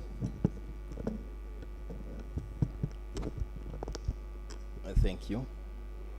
So like I said, it involves extracting money from the economy so that we minimize saturation, and so in the process you contain the skyrocketing prices. So what we did, though it was very painful in Q1, we decided not to release as expected. As you heard from one of the discussants, actually it was the Honorable, that we have a cash flow plan which is normally submitted at the beginning of the financial year, and it is against that plan that we are supposed to base our cash flow releases. But because Bank of Uganda was struggling to pick the excess money from the economy to contain the skyrocketing prices, we had to move together by not releasing money for expenditure. Yes, it was painful, but necessary, because the impact of the high price would be much more disastrous than us not releasing. So we decided to do that. Nonetheless, between then and now, I think we have tried to bridge that gap. At least the performance is within the limits expected. An issue was raised on how we are preparing the education sector to the new curriculum that we are talking about. I wish to inform this audience that yes, that issue is under consideration. I think in the budget for this year, it is one of the items which is in the supplementary request that is before Parliament. And even come 23-24, there's another provision to ensure that we facilitate the development of the material and rollout of that new curriculum. The issue of digitalization. Your fear was that in some instances, the schools may not have the power, may lack the GPS or the personnel to handle some of those gadgets. Actually, we noted that, and as a result, we changed the strategy, because in the original plan, we wanted to acquire tablets. But then we realized the battery life for a tablet is a little bit short, and so they would experience blackouts. Now, in response, the Ministry of Education guided that we shift from the tablets to laptops. Because at least a laptop, when you charge from home, it can survive for some good number of hours, if not used continuously. The impact of the budget cut on the education sector. Yes, like I said in the preamble, by the education is one of the programs, rather human capital development is one of the programs with so many subventions. And actually that seemingly budget cut is actually as a result of the impact on the subventions. Like we said, the participation was not adequate, and they are among the areas that are in our affirmative action plan. So that would be lifted up. It covered a number of things in there. Actually, under human capital, that's why you find most of the councils under Ministry of Gender. Elderly Council, Youth Council, Children Council, SAGE, all of those things are under human capital. So when we restore for those special interest groups, then that gap will be bridged. There was a question on, compared to Kenya, that Kenya is able to attract about 80% of the funding for startups. So what are we doing to position ourselves in that regard? If I begin from the macro point of view, of course, the first strategy is to ensure peace and security. That's why the HE is always on our case to ensure that governance is well funded. Then two, power. Because like the private sector said, one of the drivers for the high cost of production is the high power tariffs. And the only way we are curbing that is by establishing more power stations to ensure that every corner of the country has access to power. The other strategy we are implementing is establishment of fully serviced industrial parks across the country. Fully serviced meaning there should be roads, there should be water, there should be electricity. So that is the other strategy. Then the other one is we are revamping the rail transport. Because like he said, one of the drivers of high cost of production is the transport costs. That's why we are in a drive to revamp the meter gauge rail system as well as the standard gauge rail system. In addition to that, we're also looking forward to improving on our water transport. The other issue that emerged was on the small budget for local governments. Yes, what we noted is that the central government MDAs have a number of off-budget support. You know, off-budget means you have a development partner who extends money for service delivery to a given sector, but puts a condition of that money not being mixed into the national coffers. So it remains off the macro framework. For example, here I may be having a 49.9, but when an MD has an off budget of maybe, let me say 1 trillion. So ideally I would be at 50.9, but because it is off budget, it is not seen in this framework. Now, following the complaint, I think for those who attend the National Budget Conference, that outcry came out through local government finance, WURGA, I think WURGA, yes. An affirmative action was undertaken. All those MDAs with grants that are being centrally managed were engaged, and then we discussed on the modalities of ensuring that those grants are communicated to the local governments in advance, and we engaged the partners also to review the terms, because we could not do it immediately, because there are terms and conditions attached to those grants, because some of them say your PFM Act does not sync with our finance management provisions, and so we are better off being off. So, but negotiations are underway, and we have registered some milestones. For example, USAID has actually agreed to have the donor support from that side to be integrated within our systems, and the negotiations are still going on with other partners. So with the time, that money will be consolidated.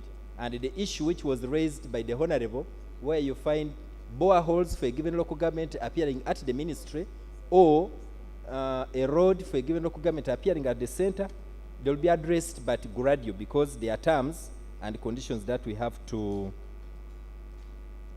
harmonize. The other issue was on the budget cut to that is UBC. Yes, UBC is among the institutions that were also captured under that category, which was affected because of the reform from program to, rather from vote-based to program-based, and it is under consideration. So by the time the second BCS comes out, something shall have been done. It will have its resources reinstated.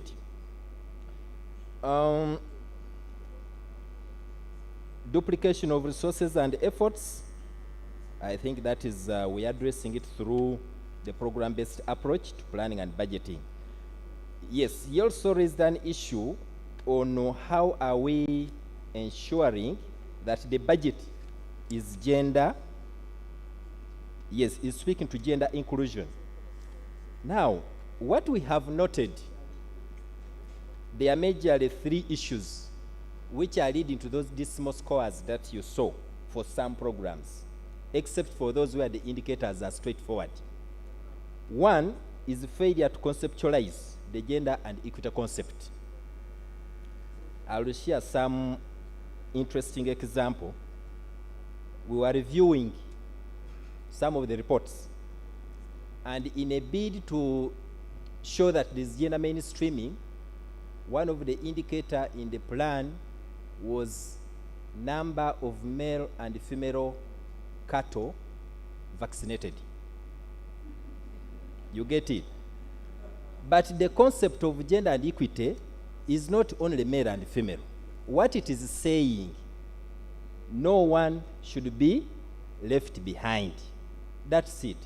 So, for example, under that vaccination program, what we need to know, if you're saying a farmer should transport the cattle to a designated vaccination center, now, what about that farmer who is at a place where fairing that herd would be much more costly?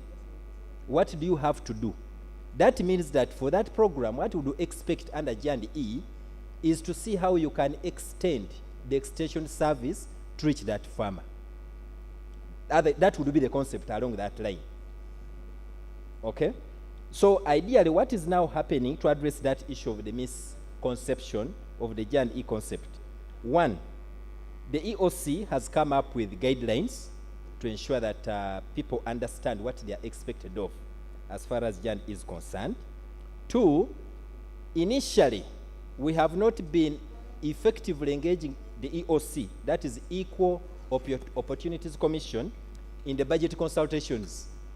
Now, effective this year, EOC was co-opted onto the teams that move around the country to consult stakeholders on the budget priorities.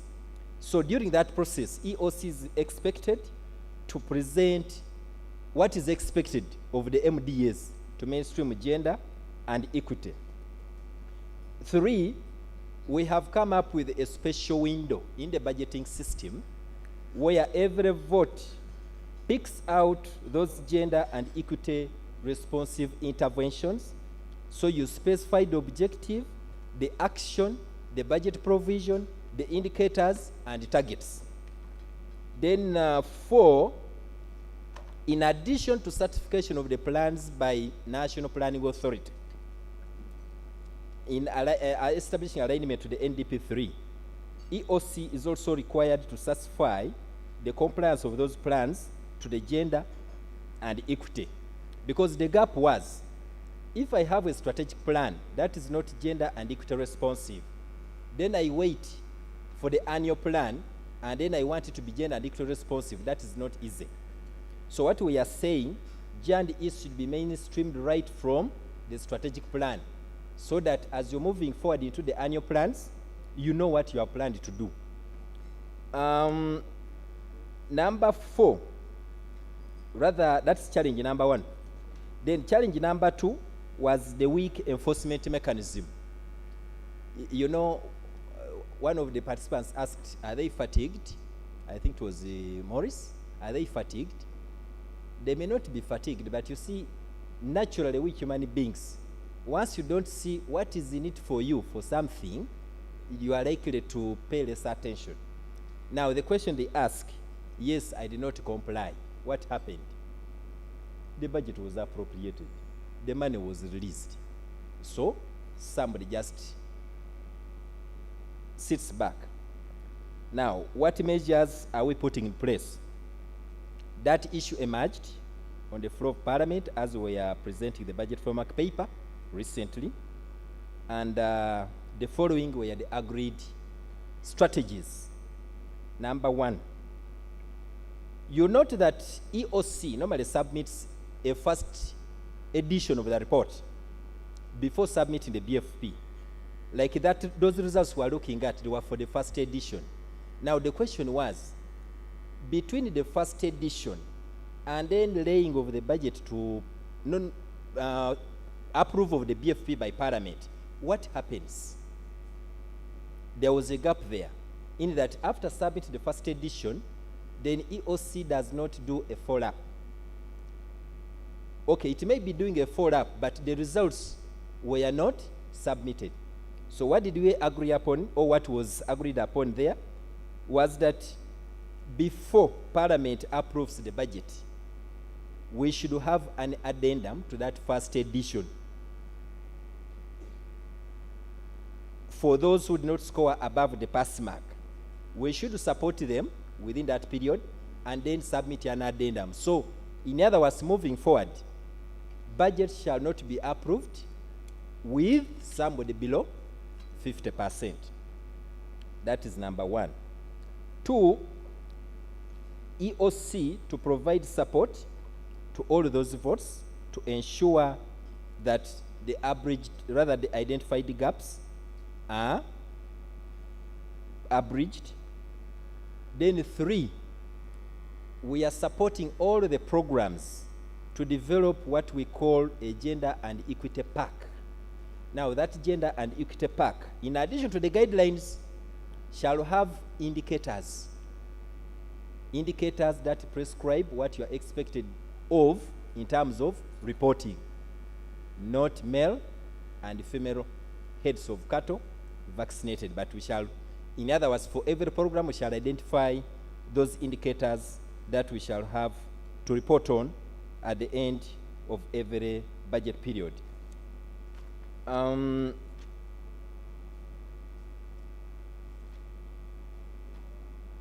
I think I have managed to touch, unless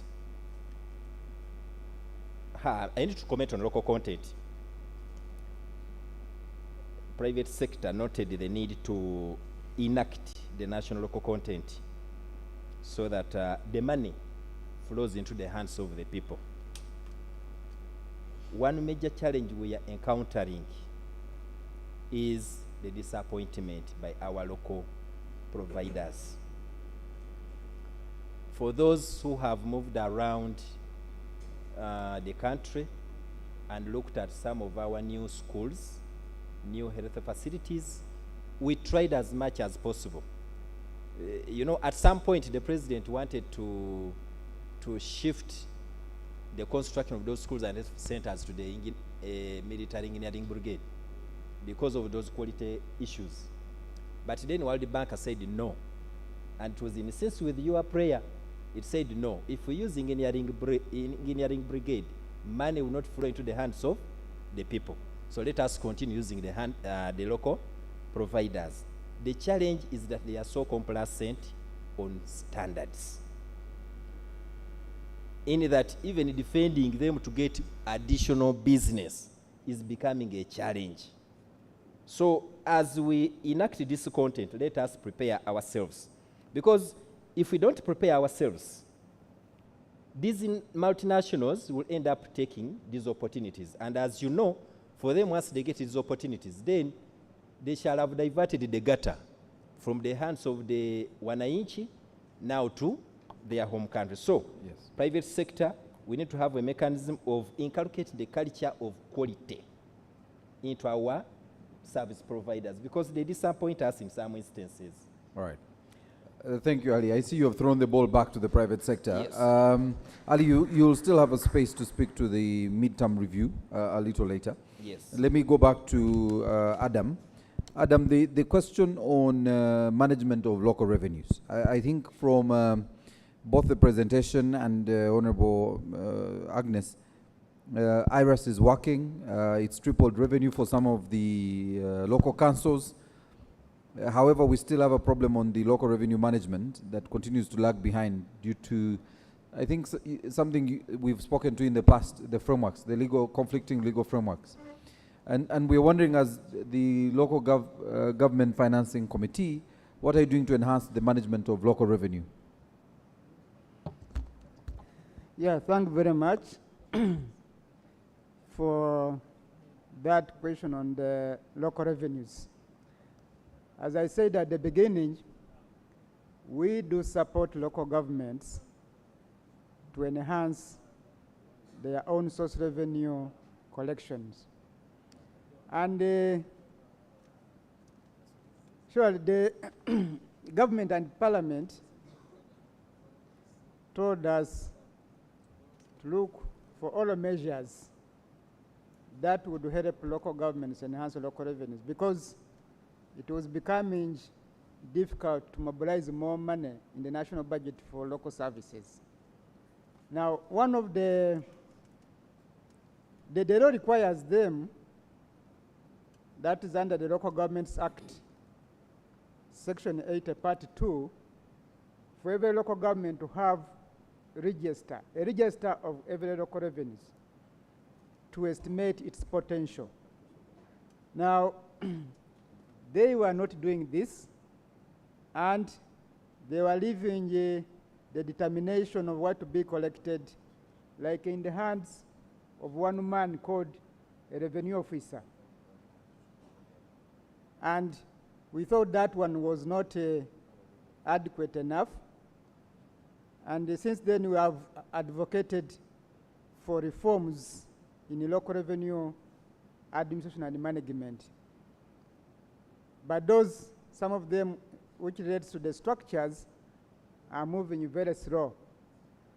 But again, we came up with learning from the experience of URA on the use of the e-tax system to mobilize domestic revenues, and also the e-cities for Kampala Capital City Authority.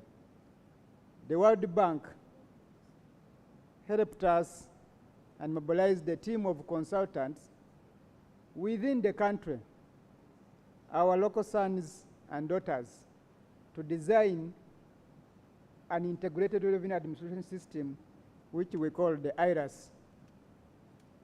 Now, IRAS was piloted properly in Gulu City now, Fort Portal City, and the Nansana municipality.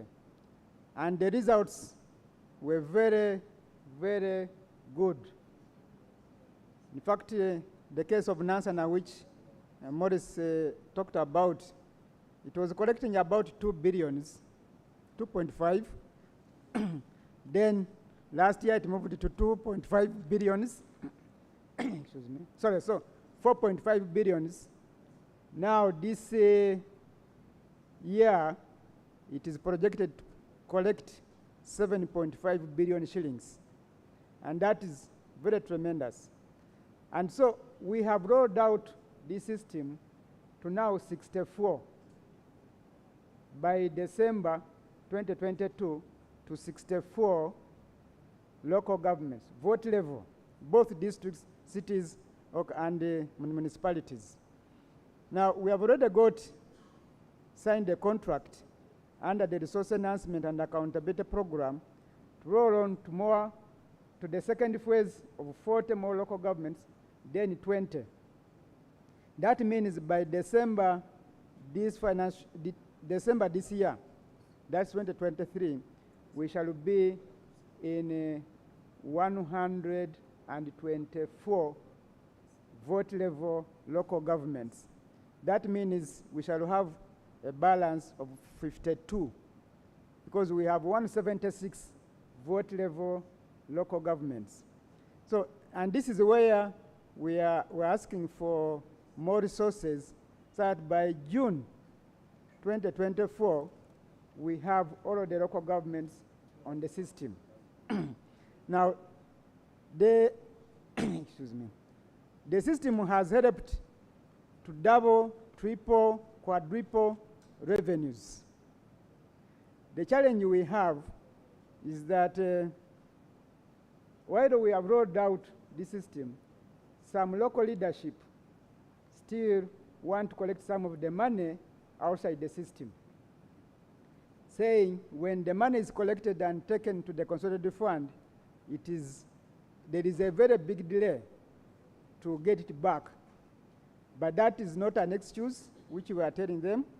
We have, together with the Accountant General, given out guidelines that every week there should be reconciliation on how much has been collected, and that money should be after reconciliation, the individual local government should request for the release of that money and do its work. Secondly, the other challenge we have is on the governance of how this money is utilized. Again, we have a lot of this money utilized in expenditures that adds little or no value for what the people see. For example, in Kirikira municipality, it is in the metropolitan area of Kampala, where they project to collect 11.2 billion shillings, and they are putting 1.7 billion only on development. So this is a leadership issue at the local level, which we need to address. It cuts across many others. Like, for example, those who go to Jinja, there is a municipality called Njeru. It got its office burnt some time back. They have a projection to collect about 3.5 billion shillings.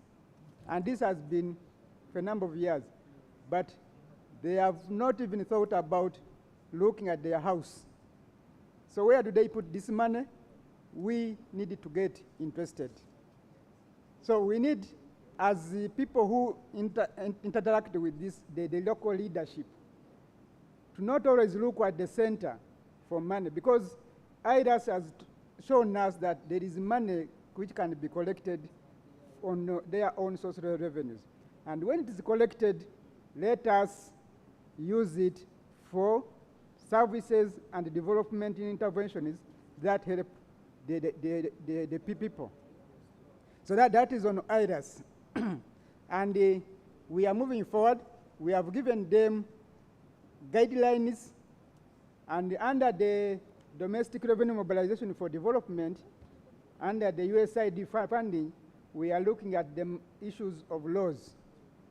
But local government laws, which govern local revenues, have a lot of political interest, both at the center under the local governments. For example, we have a local tax called local service tax. It has a lot of exemptions. We're asking ourselves, if the principle is, if you earn, contribute to the running of your local government, but then the law goes ahead and say, for all those earnings, the people who are riding or owning borders or motorcycles should not pay, then that defeats the purpose. So we're asking for a lot of for these exemptions to be lifted. The same thing with under the property rates. There is also a blanket exemption saying those who are residing in their own houses should not pay. But cases have been raised, for example, in Kampala here, saying people who reside in Kololo, Nakasero, Bugolobi, they need light, they need tarmac roads, they need everything superb. But because of that, they don't contribute through property rates. We are saying that let that be a discretion of the local government to see who cannot pay, and then they will exempt. So we have lined up a number of laws, okay, with the support of the Domestic Revenue Mobilization for Development, to review the laws and exercises on. When it's done, we shall again engage with the stakeholders and push this forward. All right. I will come back to the people online.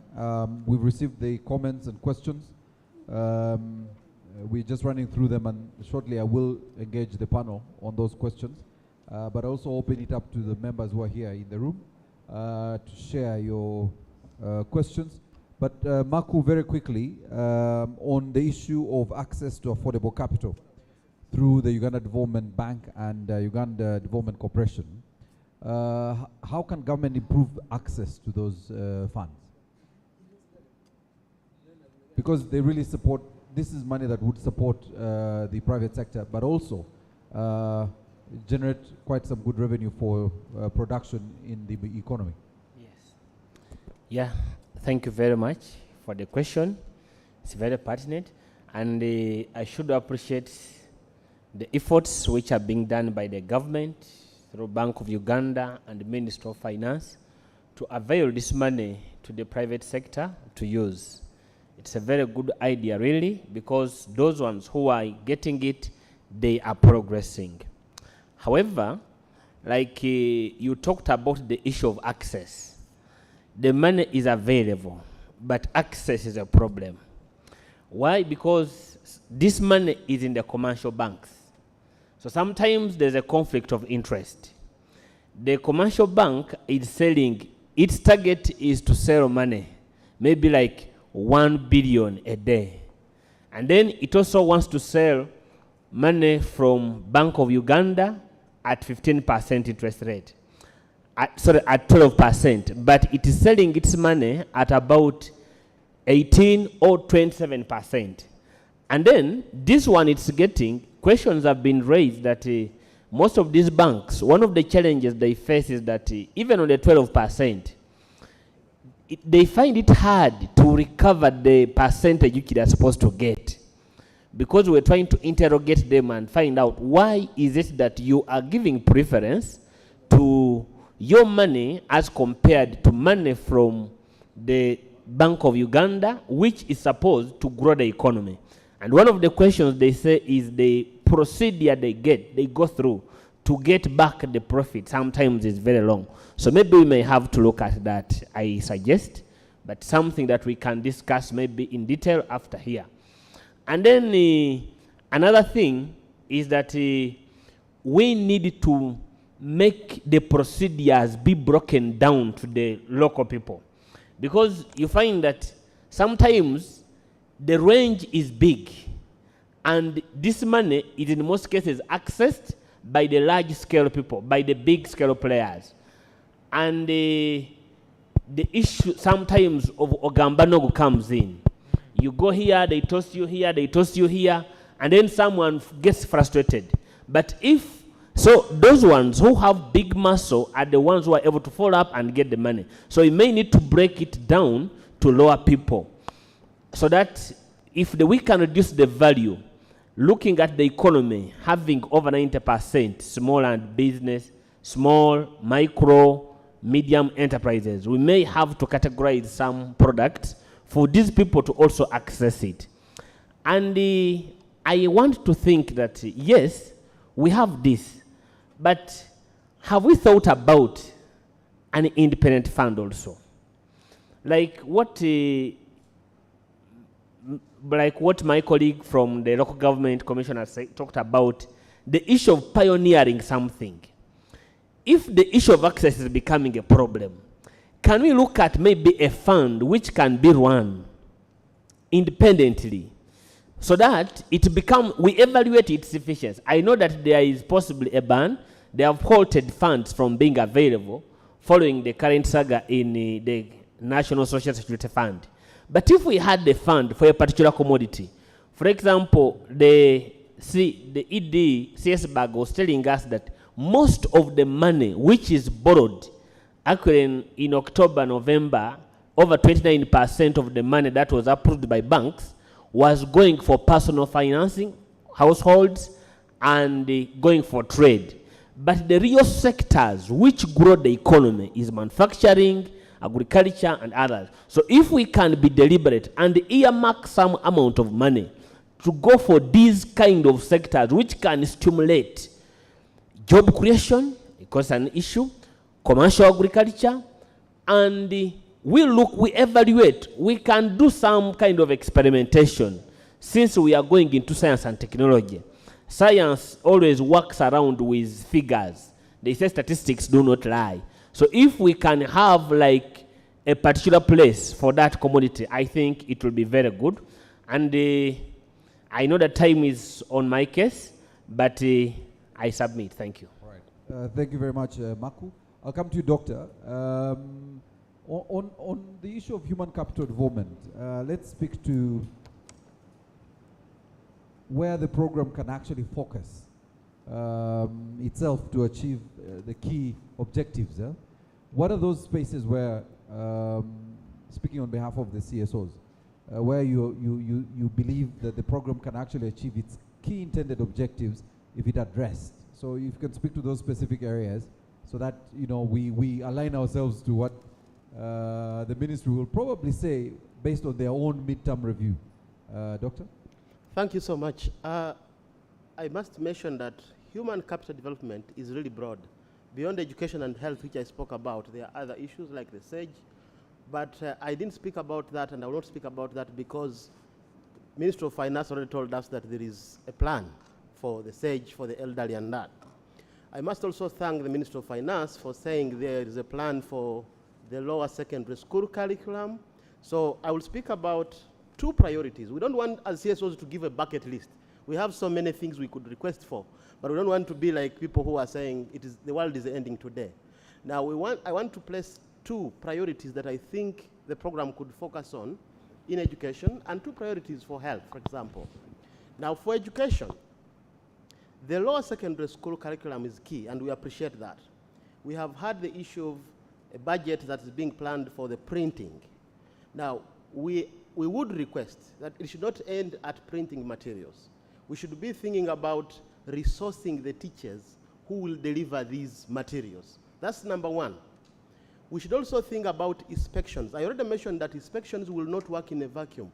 I appreciate that there are concerns around charging tablets, and you think about laptops.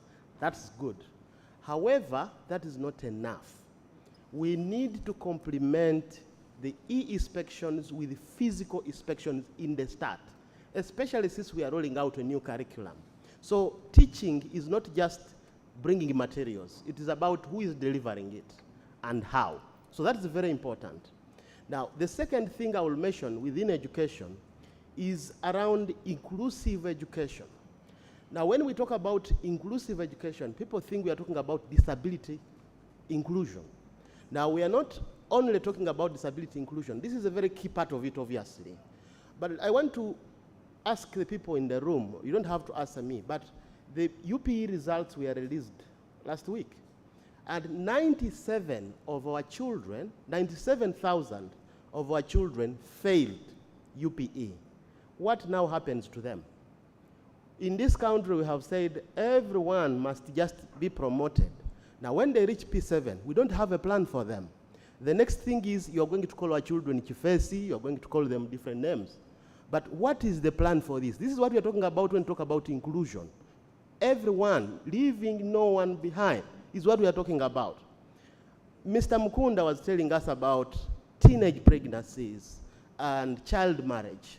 Uganda is ranked as number 16 in the world for high levels of teenage pregnancies and child marriage. I would say we are 16th on the list of shame as a country in the world. Now, we have a strategy to end child marriage. We have a framework for comprehensive, not comprehensive now, for sexuality education. We also have a policy for taking child mothers back to school. These are good policies, but they are not funded. I don't want to repeat the story of saying Uganda has very many good policies and then they're never funded or they remain on paper. For us as CSOs, we appreciate these steps, but we think that, again, there must be funding that is matching this. So when we talk about inclusive education, we are talking about, yes, special needs educators. Yes, our children who are pregnant and those who have given birth. Yes, our children who have failed exams. And I don't want to say fail, but they just did not get good marks. So 2 things in education: make sure that we can prioritize inclusive education. And that is big. It also speaks to the classrooms that I talked about. We can't leave children behind. Also, make sure that the secondary school curriculum is actually being implemented and not remaining on paper. Finally, 2 things also for health. The Ministry of Health launched a national ambulance policy. The idea is that we should have ambulances in our hospitals. Again, great. Many of these ambulances are either broken down, they don't have the facilities, they don't have the medicines, they don't even have people to operate them. And this means we are losing lives. We are losing lives. This is very important because no one goes to an ambulance to have fun. It's an emergency we are talking about here. Now, the Parliamentary Committee on Health noted that in last year's budget framework paper, about 63 billion was left unfunded. So, as CSOs we say, can we at least allocate a third of this to the ambulance services? Can we just do that, a third, and then the rest can be phased? This is for all of us. We are not asking for so much. Now, finally, I said 2 things also in health. I will go back to the issue of resourcing. And this is about medicines. This is about human resources, the right human resources. It also speaks to, can we attract the right people? Why is it that we don't have people in Moroto to do this kind of work, or in Kapchorwa, or in Kabale, or wherever? We must think about issues around pay. Can we streamline the public service payment systems so that actually even the most rural or even the most less rich facilities can also attract the right staff? Can we create an environment where the funding for our medicines, they said, yes, the government is shifting from curative to preventive. Good message. Prevention is better than cure. I think they took that literally. Anyway, now we are reducing the budget for curative care from 103 billion to 33 billion. It won't happen in one day. This is what we are saying, go slow. This is fine, but go slow. Slowly reduce the budget for curative care or services and increase the one for preventive services. That's okay, but do not do it in one go. You can't cut a budget 70% just because you want to say prevention is better than cure. I thank you so much. Thank you very much, Doctor. I want to open this up first to the room. I think we had a lady here who was willing to submit already. I am also going to be inclusive, not he's inclusive of, because it included buildings and we already don't have any buildings yet. We have to be more inclusive in terms of representation in the room. So the lady here in front of you first, and then there's three gentlemen there. I'll come to this side, don't worry, but let's start there, yes. Switch on the side there. Thank you so much. My name is Mebo Kukunda Msingzi. I head the advocacy and networking at Uganda National Health Consumers Organization. My point goes to the person from Ministry of Finance, I think Mr. Ali. You've talked about economic recovery and how government has somehow supported businesses to actually come out of the shocks that they faced. I just want to say that there are businesses which were not affected during COVID, and some of those businesses actually contribute to increase in the disease burden in this country. And some of these companies, for example, we have the tobacco industry. Unlike other countries like South Africa, where during the lockdowns and the COVID, some of these companies were actually stopped from delivering deadly products. In Uganda, tobacco industry, alcohol industry continued to thrive. Actually, I think their business has increased. So if you lump them with tomato sellers, with sugar and what, I think we are doing ourselves a disservice. Currently, tobacco industry, a stick of cigarette, Uganda gets 55 shillings. And the stick costs around 200 and 250 shillings. So you find that Uganda is getting very, very small taxes from tobacco at the expense. Yet we know that actually WHO and all the studies have shown if you tax highly tobacco products, then you are going to reduce on the effects from tobacco. Also, that speaks to alcohol.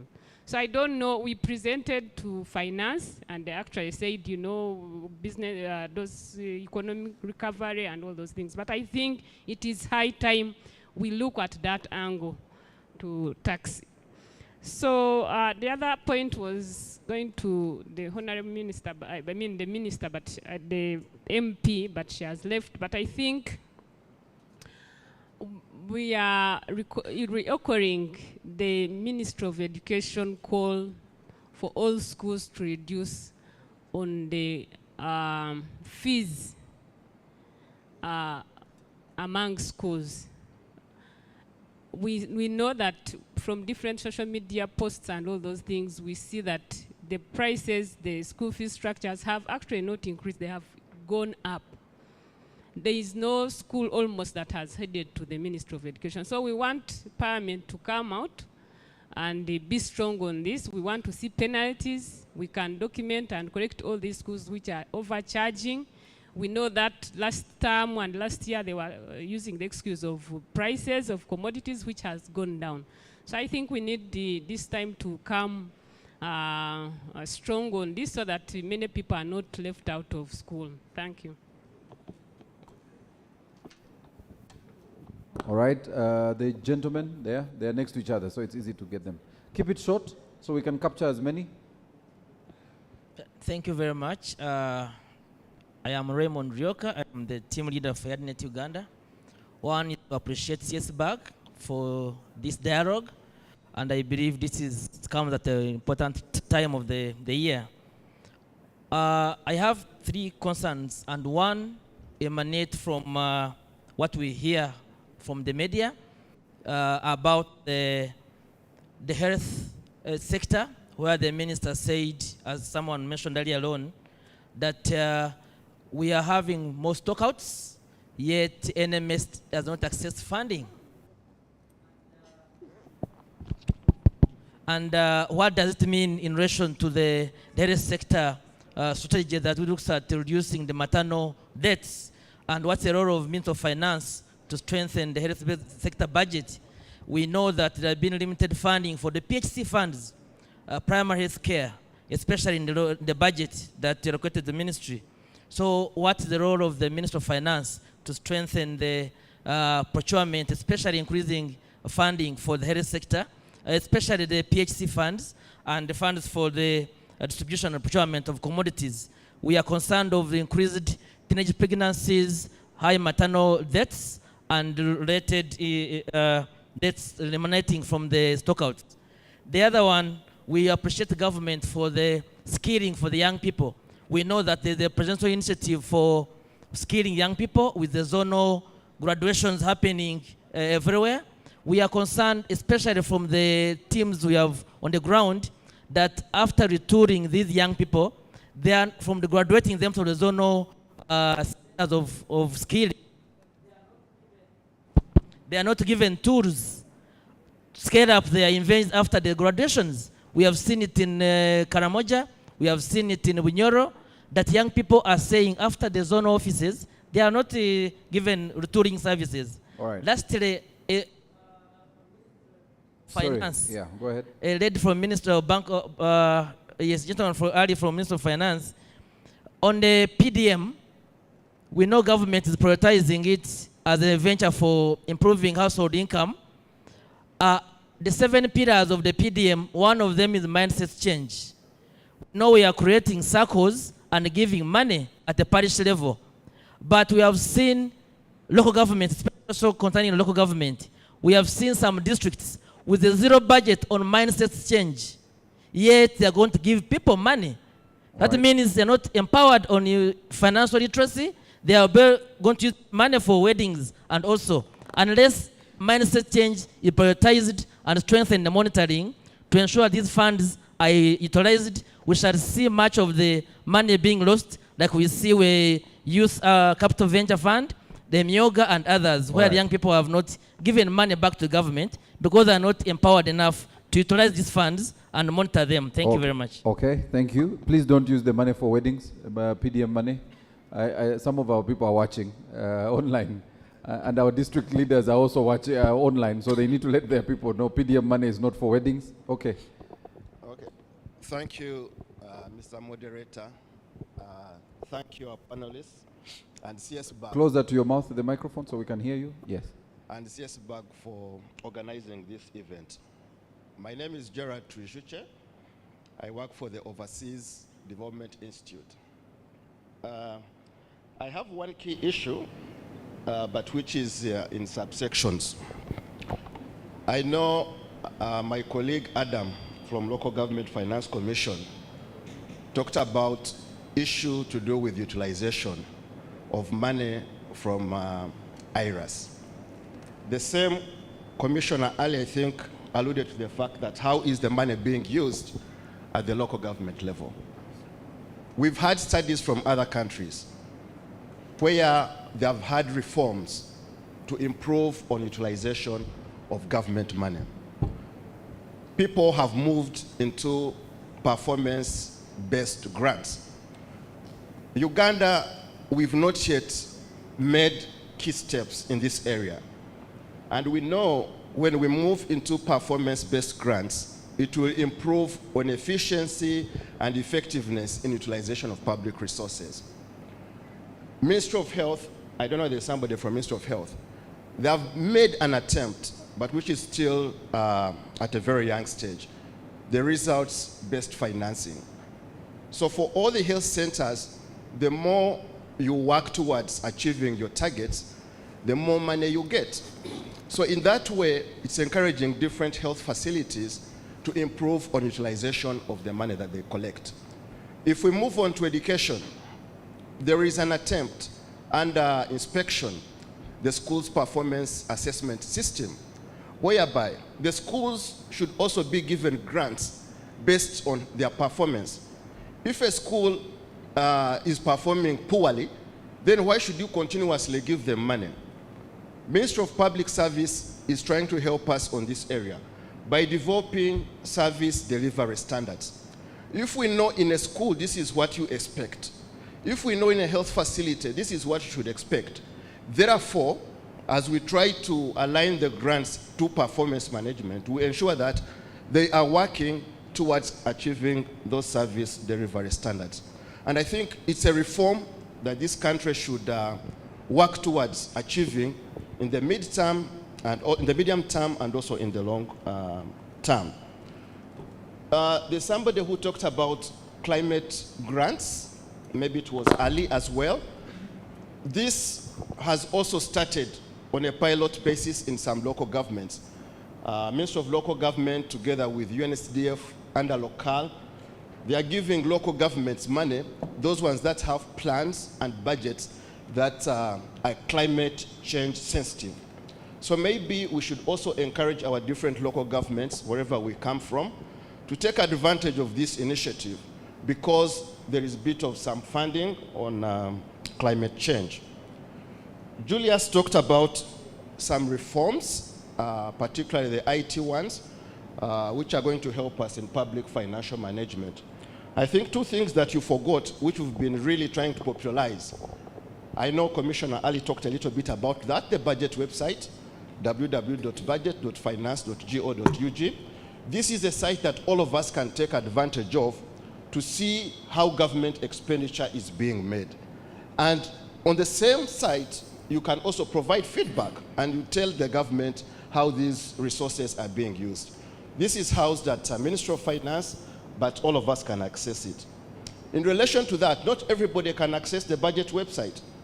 Not everybody is literate enough. There is a toll-free line, and you can speak in your local language, Ateso, I don't know, Acholi, and you can give feedback on how government programs are being implemented, how resources are being used. And the toll-free line is 0800-229-229. These all villages, all community people, the wider public can take advantage of. Then there is, somebody was talking about maybe the Honorable MP, that we don't know how resources are being used. Government has streamlined things. Sorry, moderator, I'm taking a little bit of some time. There is the online transfer management information system, which maybe Ali can talk about later, but it's also linked to the budget website. You can go to it and you actually get to know why your local government of a patch is getting what it got. All the criteria is there, all the parameters there to show the public how resources are being distributed across the various votes. This is now a question to Adam. IRAS seems to be working very well.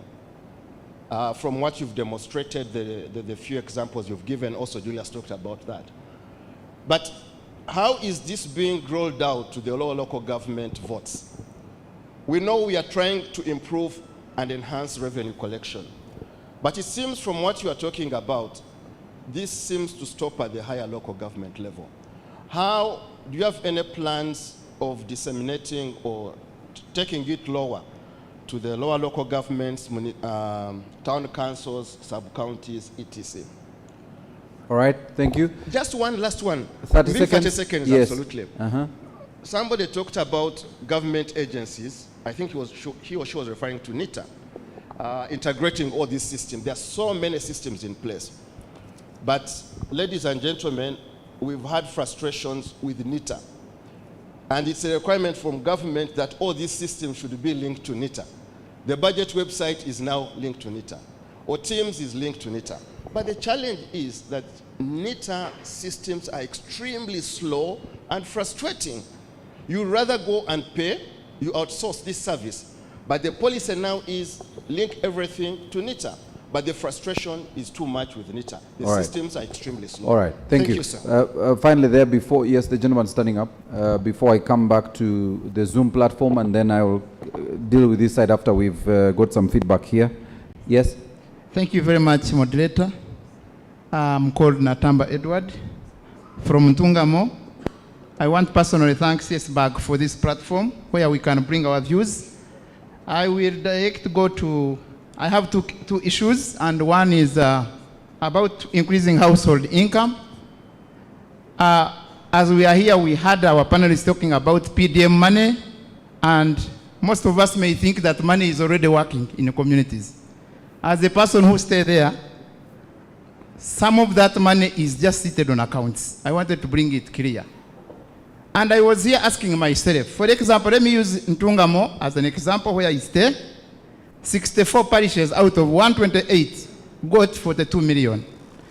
And since June, they got 17 million, then they later got 25 million. That makes it 42. So I was here wondering, isn't there any implication of that money sitting on accounts of parishes for, let's say, 6 months? We have, I think, 150 districts now. So if you calculate 42 million times 150, how much money is there seated? So this question goes to Minister of Finance and maybe Bank of Uganda. I need to know, isn't there any implication? Isn't it one of the causes of inflation in our country? What can we do? My last point is on, yes, I thank Doctor for that issue of system of ambulance. I actually sit on one of the health centers as a member of the Health Unit Management Committee, but all these centers that have been upgraded to Health Center 3s, they have maternity wards. But our mothers are fearing to use those maternity wards because there is no ambulances on each health center. So they are fearing what happens in case someone is delivering and the health center is deep in the village. What can happen? So we have found a challenge that mothers cannot go to those health centers. As most of the panelists were saying, we need to equip those health centers with ambulance. I thank you so much. All right, thank you very much. The panel, I think, Ali, most of these might be yours from Zoom. Albert, the ED LOSCO, says the aspect of giving subsidies to investors such as tax holidays are a basis for corruption because some receive and others don't. How will the Minister of Finance ensure that there is level playing ground for all investors, and what's the basis for labeling one as an investor of a retail shop or a retail shop operator is taken as one, yet our own citizens can also do the same? Can this be spoken to? He also says, much as there is a plan for mechanization of agriculture, we still see favors going to government officials and more so those doing agriculture in reserve parks, forests, wetlands. Can this be addressed in view of the climate change vis-a-vis domestic income generation? What is being done to promote local markets and the unstable power supply that is not being addressed and that affects the local industries? Juliet Donna says, I wonder how this country is being honest. The debt burden is more than worrying, but the people in leadership don't seem to see any danger. So it's a question on debt management. And what are the priorities of Parliament? That was not your question, but yours is on debt management. Let's see, Belinda Komuntale, Parliament needs to follow through investigating the nature of these tax exemptions, including the evaluation of the policy around these tax exemptions. 8 trillion annually is a big sum and can go a long way in helping government development programs. Again, that's tax exemptions. Over to you. Ali, do you want to have the last questions? And maybe I begin with the... do you have any question? Not doctor, it is to local government finance, yes. Yeah, thank you very much, Mr. Chairman. The moderator, I have a question or two. I'll begin with the one on IRAS rollout. Now, IRAS run its own servers which are centralized. The servers are at the local government finance commission offices, and we are planning to have a backup for disaster recovery at Nitayu, both in Kampala and in Jinja. And so we don't deploy systems at lower local governments, even at the vote level. So when we go to a local government, we activate it on the servers that are at the center. But there was already a reform at the local government level that at vote level, we should have the total picture of all local revenues in that local government. So if you go to a district, all of the sub-counties and town councils are part of that vote. And even when they do a budget, which is approved, which is now appropriated at Parliament, it is covering all the lower local governments. If we go to a municipality, the same, all the divisions. So when we say we have rolled out to 64, it is the districts, cities, and municipalities with all their lower local governments. So we don't have different rollouts for lower local governments. We are all of it. And this money which is being collected and reflected, it covers all, the totality of that vote level local government. The other one was on the result-based grants or the performance-based financing. Now, this one, we take it as the preferred modality for the development grants. And it is being used under the USMID financing. When you perform better, you are assessed and you have done better, you have done well, according to the indicators, you will be given more. If you have not met all the indicators, you will be given less. But it has what in our discussion they call it the political economy. And that's where we sometimes we miss the marks. That sometimes the bad performance is not basically for that local government, but it is intertwined with the non-performance at the center for the support. So, but it is being rolled out. The one for the health is the one which is now being preferred for the moving forward with the development budget in the health and so on. So it is something which has both that what do you do with the performance which is assessed, but it's not based, I mean the weaknesses not attributed to the individual local government. It is because sometimes of the resources which they have. And I have a case here, for example, if, for example, Amadat, I don't know whether there's anybody coming from Amadat here, their local revenue, total revenue collection target is 46 millions. Now, if you want that one to co-fund or to contribute, then you will leave it behind. But yes, there are those ones which we need to put pressure on to contribute services. And the other issue, Mr. Moderator, is, as I said earlier, our experience with IRAS has told us, has shown us that there is revenues collected. Yes. But how is this revenue being managed to contribute to services? All right. For education, how much money, for example, is a local government like Mbarara City, which is collecting 9 billion shillings? How much is it put into health? How much is it put into roads? How much is it put into community development, and so on, and not looking at the center that they want grants to do the business. All right. Thank you very much. Thank you very much, Ms. Okello. Thank you, Maurice. I'm going to respond to 2 issues, one which came from our panelists here, and then another one came from the audience.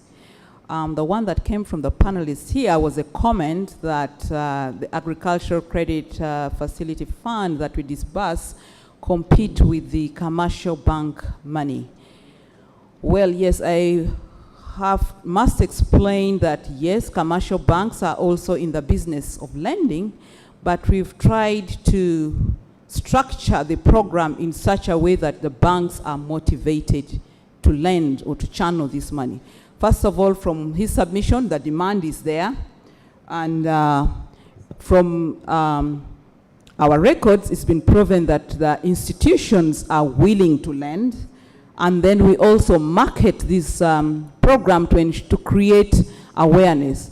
And by the way, for your information, for a long time, banks have been shying away from lending to the agricultural sector. So by introducing this facility here, giving money to the commercial bank, of course, we are sharing risks. Commercial banks contribute 50%, government contributes 50%. We've managed to convince banks to lend into this sector, which for a long time they've been shying away from.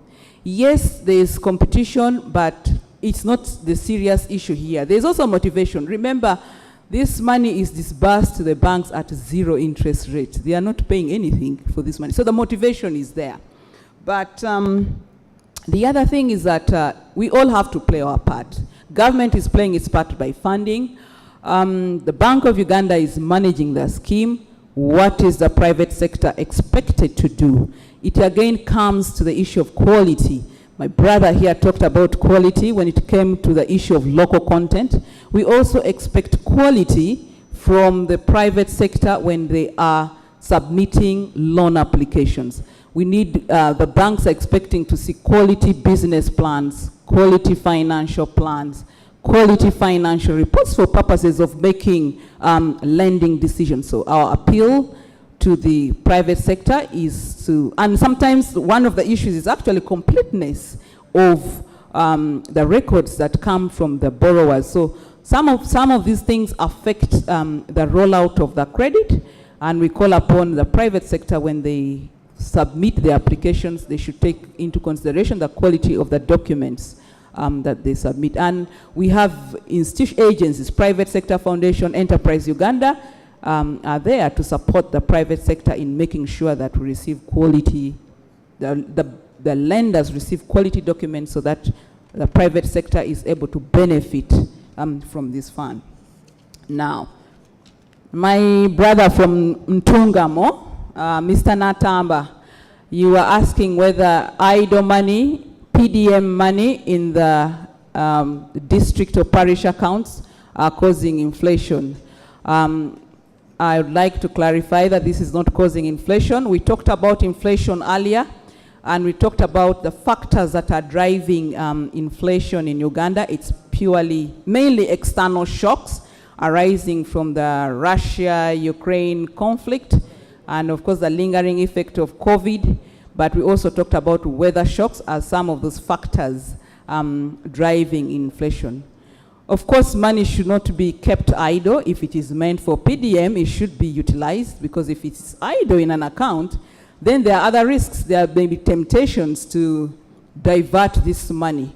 So I believe that information is good feedback to the implementers. Ministry of Finance is here, local government is also here. Please, my appeal would be for you to take this feedback. Money should not be idle in a district account. Thank you.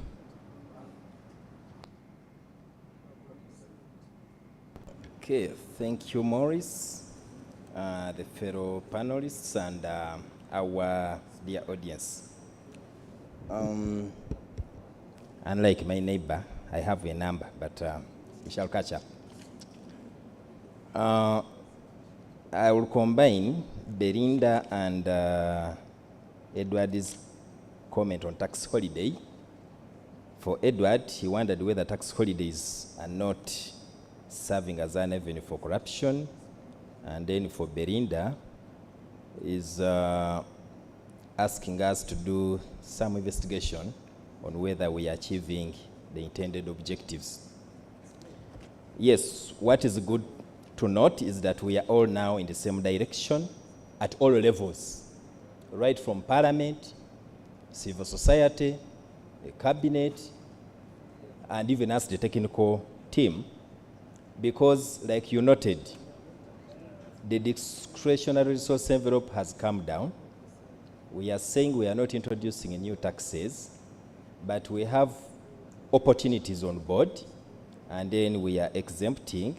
Of course, the assumption is that these exemptions will bring in the investors. When they reap the profit, they replow back, and then the income earned by the staff employed in there will have that multiplier effect onto our economy. Now, the major gap that has been there is the M&E framework. The question is, if I say I have given Ali and Sons an exemption, then we task that company to employ 20,000. Do we really follow up to ensure that 20,000 people are employed? For sure that framework has been missing. And following actually through such engagements, I think we were at Serena, at the National No, it was the development partner something, Economic Development Forum. It emerged, and we have taken it up.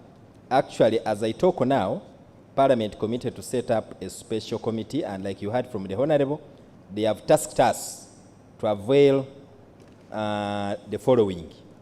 One, we need to compile a list of whoever has benefited and the terms and conditions attached to that offer. Two, to address what Edward raised, whether it is not an avenue for corruption, to come up with a clear framework on who should get or who should benefit from such exemptions. Because there has been a complaint that we normally favor the foreigners. Actually, these exemptions provide for all. The major challenge that for some of the thresholds, our locals cannot meet them. But in view of all of those observations, something's being done, and we shall continue sharing the feedback on what is moving forward. But all in all, we note that gap in the M&E framework as far as impact of tax exemptions is concerned. So we are doing something to address that. And within that framework, the proposal is that somebody should not benefit forever and ever. Once you say you have 10 years, we expect that after 10 years, you must be able to break even, and therefore, we now start to pick something from you. Two, there was an issue on the increasing debt burden, still from Edward, and the observation was that we seem not to see the danger. My dear, we are very cognizant of that danger. For example, that's why we have trimmed domestic borrowing from 5 trillion to 1.5 trillion. Now, to share with you the experience, one of the dangers of, for example, domestic borrowing is the crowding out of private sector. But two, most of the domestic borrowings are commercial in nature, and so they attract high interest rates. For example, in quarter two, I think, we attempted. You could not imagine the offers were ranging between 13 to 18%. And now if you contract such a loan, then you see the interest skyrocketing. So that's why next financial year, we have trimmed down all the way from 5 to 1.5. So we are cognizant of the danger, and that's why we are taking that affirmative action. What is being done to promote local market and stable power supply? Number one, for power supply, if I'm start with that, the major challenge you've been encountering as you've been watching on media is the vandalism of our infrastructure. And as you followed the stories, the clients to the vandals are the steel melters. So what the government is muting is to come up with a regulatory framework for the dealers in scraps, but at the same time, the melters. Because they are the same people who need a lot of power. But again, through that value chain of their input, they are destroying the infrastructure. So something's being done to ensure that we regulate and then curtail the destruction of the power lines. Now, as regards to market, as you are aware, the major challenge we have with our product, one is on meeting the quotas that we may require, but two, the quality aspect of it. So what we are doing is, of course, to ensure that we promote production of those outputs whose markets have been identified, and then ensure that we manage the value chain right from the garden to the market.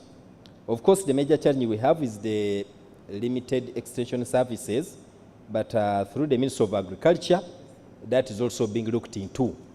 If you watched yesterday, rather you read the papers yesterday, there is a plan to recruit more extension workers to ensure that the agro-industrialization pillar addresses that concern.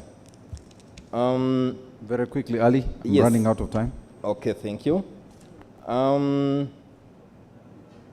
Increasing household income, of course, I'll comment on the issue of the money sitting on account. Now, for PDM money, there are 2 stages for you to use this money. One, the circle itself, that's the first stage, has to be ready to receive this money. There are a number of parameters which the circle is required of to receive the money. So, like our brother who said the district has received only 64 out of 128 parishes, not so? Yes. The issue is that the circle must be ready. That's issue number 1.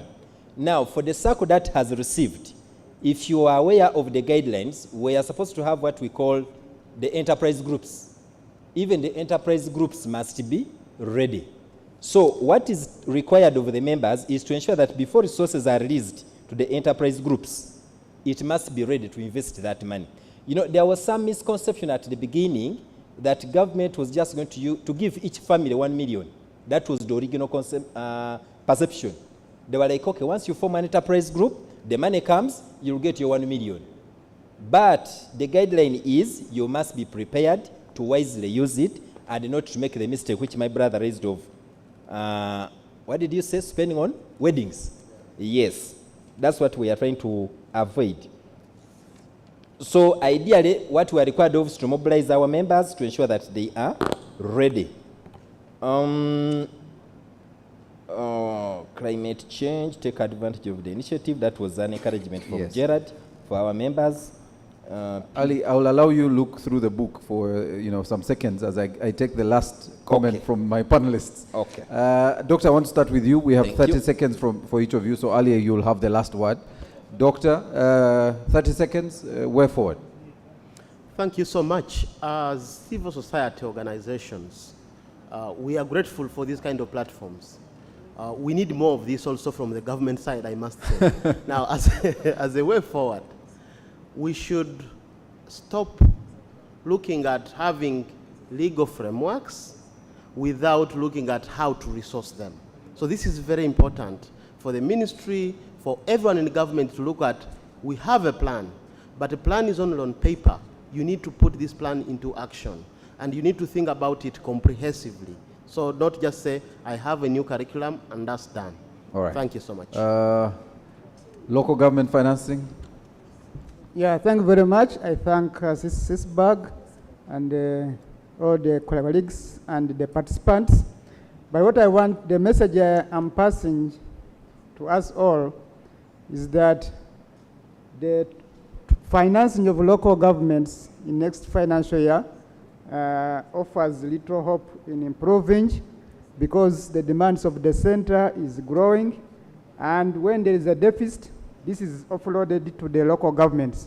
So we need to really look into our resources as the local governments and utilize it efficiently. So we take opportunity of the revenues we are collecting through the IRAS to also contribute to service delivery and local development at the local level. All right. I want to thank you very much. Thank you very much. Martin? Yes, thank you very much. It has been a very good discussion, I should say. Very information-packed with good responses. I thank my colleagues who received many questions. You have ably managed them. Thank you. And I want to thank Minister of Finance, because as private sector, we have always been advocating for no taxes. Let's not introduce taxes. For better planning. For at least new taxes. Be clear, new taxes. When you say no taxes, no, new taxes. I may join that bandwagon, but yes, no new taxes. Yes, but rather, we also want to think about outside the box together with the ministry. We are looking at, for example, having catalytic fund. PSF is looking at having about $2 billion catalytic fund. But then also the legal framework around sometimes limits it. Yes. The capital venture, you have to pay capital gain tax. So I think these are discussions. We look forward to have discussions and see that there's more money in the economy. there's jobs created and the economy grows. We Excellent. thank you. Ms. Okello?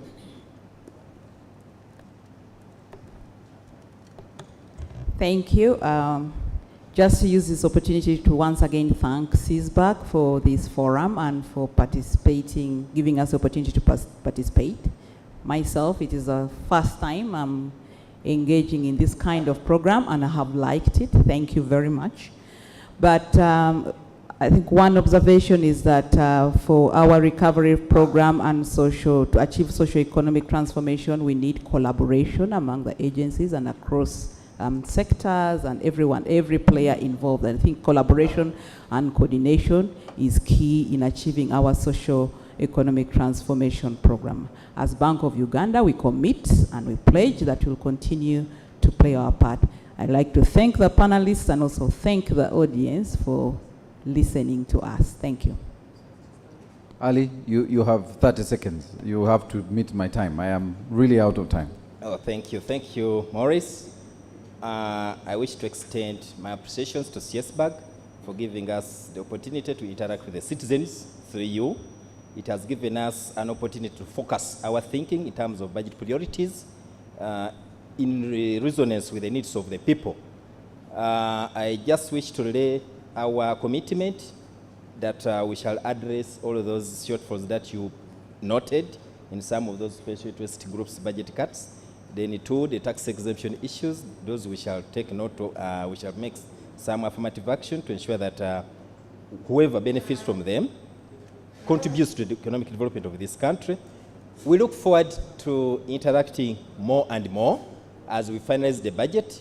I remember, Maurice, last time somebody asked, why are we here if the budget is at this level? Members, just to clarify, the budget goes through a number of stages. We are concluding the first stage of the consultation, that is BFP. There's another round. And at the second round, we shall have to consider some of these priorities that you have brought up at the second round. So as we come back after approval, then we shall be interrogated to what extent some of the issues that have emerged have been taken care of. All right. Thank you very much. All right. Thank you very much. Ladies and gentlemen, a round of applause for our panel for your time. And this is the longest panel discussion I've ever had. For the time you've had, please stand. We want to have a photo and show the people the world record for a panel discussion was held by this team. So Julius, please come and join the panel for this photo. We need to capture this moment. So I want to thank our panelists, Dr. Obed from the World Vision, Mr. Babale from the Local Government Finance Commission, Mr. Martin Maku from the Private Sector Foundation, Ms. Joyce Okello from Bank of Uganda, and of course Ali Tagole from the Ministry of Finance, Planning and Economic Development, who of course now joined by the Executive Director, CSBAG. I want to invite Juliet Okello to run us through the wrap-up, but as she does that, please fill in our feedback form. There is a form that has been provided. Please share your feedback so that we can shape our next dialogues better. That feedback form does inform a lot of the conversations going forward. Welcome, Juliet. Quickly wrap up, Juliet, in under 3 minutes.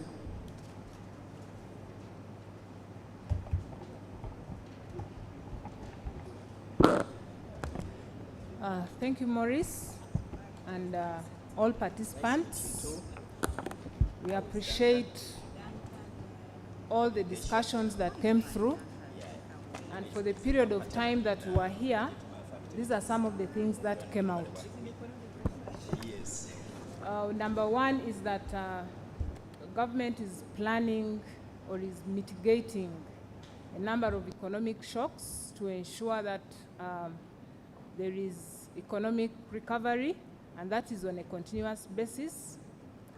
For the period remaining of the NDP3, government intends to restore the balance between infrastructure and human capital development to spur economic growth and development. In as far as the certificate of compliance, climate change responsiveness is concerned, there is a framework to ensure planning and budgeting in that regard that is ongoing, and National Planning Authority has reviewed the program implementation action plans to ensure that climate change responsiveness aims to achieve climate change mitigation and adoption measures. There is room to review the budget, specifically to repurpose it to priorities or to priority areas that are of high impact. And just to remind you that there is a budget website where you can get all budget information for your consumption, for whatever you want to know. But then also there is a free hotline where you can call by phone to ensure that you receive whatever information you want to get with regard to the budget. And just to re-echo, I would wish to read out that line for you to go and try it out just to see whether it works, but indeed it does. So the number is 0800-229-229. On the private sector development element, government has committed and allocated 165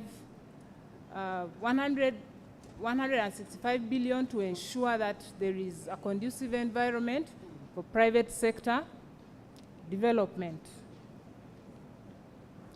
Central bank rate is a tool that Bank of Uganda actually uses to contain inflation. And we have all heard that Bank of Uganda is going to continue using it to stabilize prices and manage inflation, but they have also committed that inflation will be managed up to 5% within the medium term.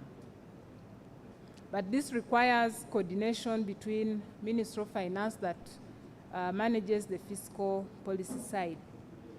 Bank of Uganda ensures that Uganda has a stable macroeconomic environment as a basis for implementing the National Development Plan to ensure socio-economic transformation.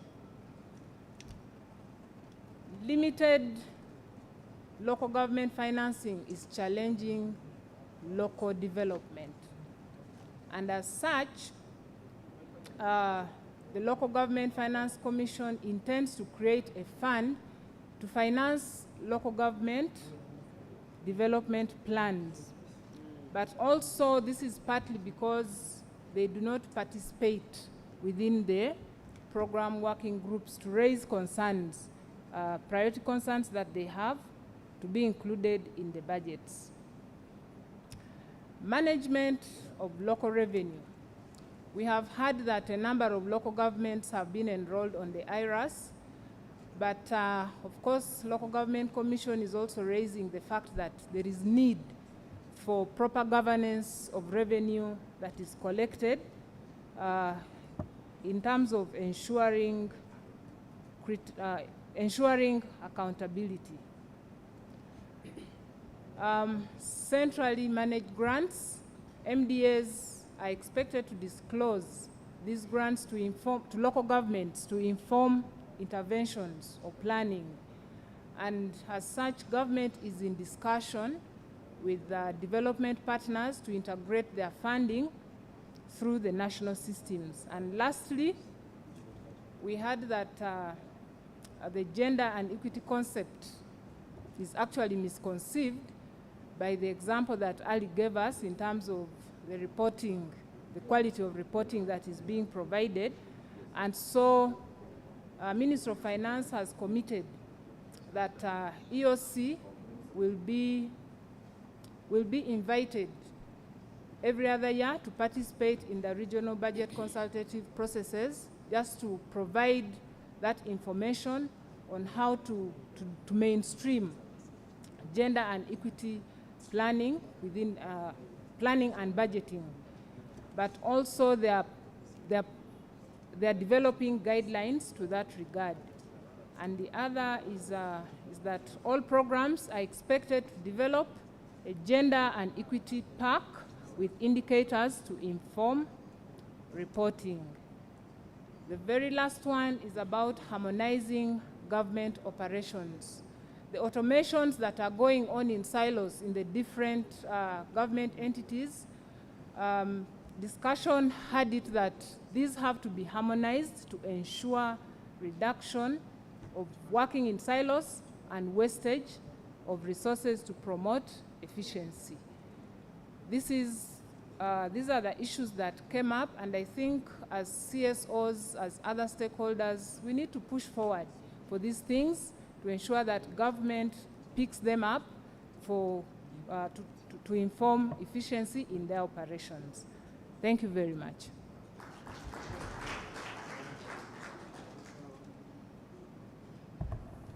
Thank you very much, Juliet, for capturing what was a long conversation in a very short time. I think you've used 4 minutes to capture a 4-hour conversation.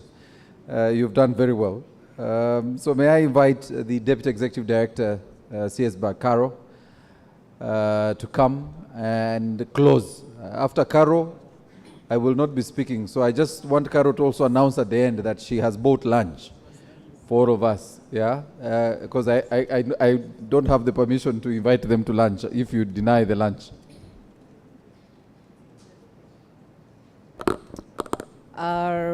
Join me to first of all thank our moderator, Maurice, to thank our panelists who gave us a very informative but also constructive discussion that helps us feed into the theme of the pre-budget dialogue that we had. Also join me to thank our members, CS BAG members, whom we have been with since the beginning of this year to analyze the National Budget Framework paper, with whom we met the members of Parliament, and with whom we are today again sitting to discuss again what we think ought to be prioritized. Thank you so much, members, for working with us. Still, join me to thank our development partners, UN Women Uganda, USAID, Domestic Source Mobilization for Development, USAID, Uganda Health System Strengthening, for Oxfam Uganda Right to Grow, World Vision, for joining us and supporting us to have this discussion. Otherwise, we would be having this debate somewhere on Twitter or wherever, but they have helped us to convene and be able to discuss this. Thank you so much. From today's discussions, at least the submissions from Ministry of Finance, we have been promised that there are certain changes that we should be hoping for, especially in the second budget call circular. Like Juliet has highlighted, we hope to see some things around the certificate of gender and equity, improving the ratings, given what the Equal Opportunities Commission would have submitted. We also anticipate that in the second budget call circular, the subvention grants, which I think majority of us who are seated here are so concerned about, will have some changes in the allocations and so many other reforms. So we hope to see a better draft budget presented to Parliament. So members, let's not give up. As steps going forward, I want to call on Ministry of Finance that as you meet the other MDAs and local governments, let's have a space as civil society to officially submit our perspectives on the budget. We know we were invited in the National Budget Conference, we were invited at the local government budget consultations, but in all of these, we feel there is that extra space that we can still utilize to submit our proposals on the budget. We take to Parliament, but there is no guarantee we will be responded to, so we want to take opportunities that are still available to further have our issues considered in the budget for the coming financial year. To our fellow citizens, I am asking that as we debate 23-24, FY2022-23 budget implementation is still going on. So let's continue monitoring this budget, and let's provide feedback to our governments, both at national and local government, on the things that we observe that ought to be corrected. With all those remarks, I want to thank you for the participation, and I hope the feedback you have given us through the assessment, the post-budget dialogue assessment, the post-dialogue assessment will help us improve the way we organize these discussions come June. The budget is coming back, so let's not think we have ended the input. At this moment, I want to welcome you to go for lunch, but also if there is a volunteer who can lead us into prayer, they can be able to pray for us before we go for lunch, and officially declare this dialogue ended. Thank you so much.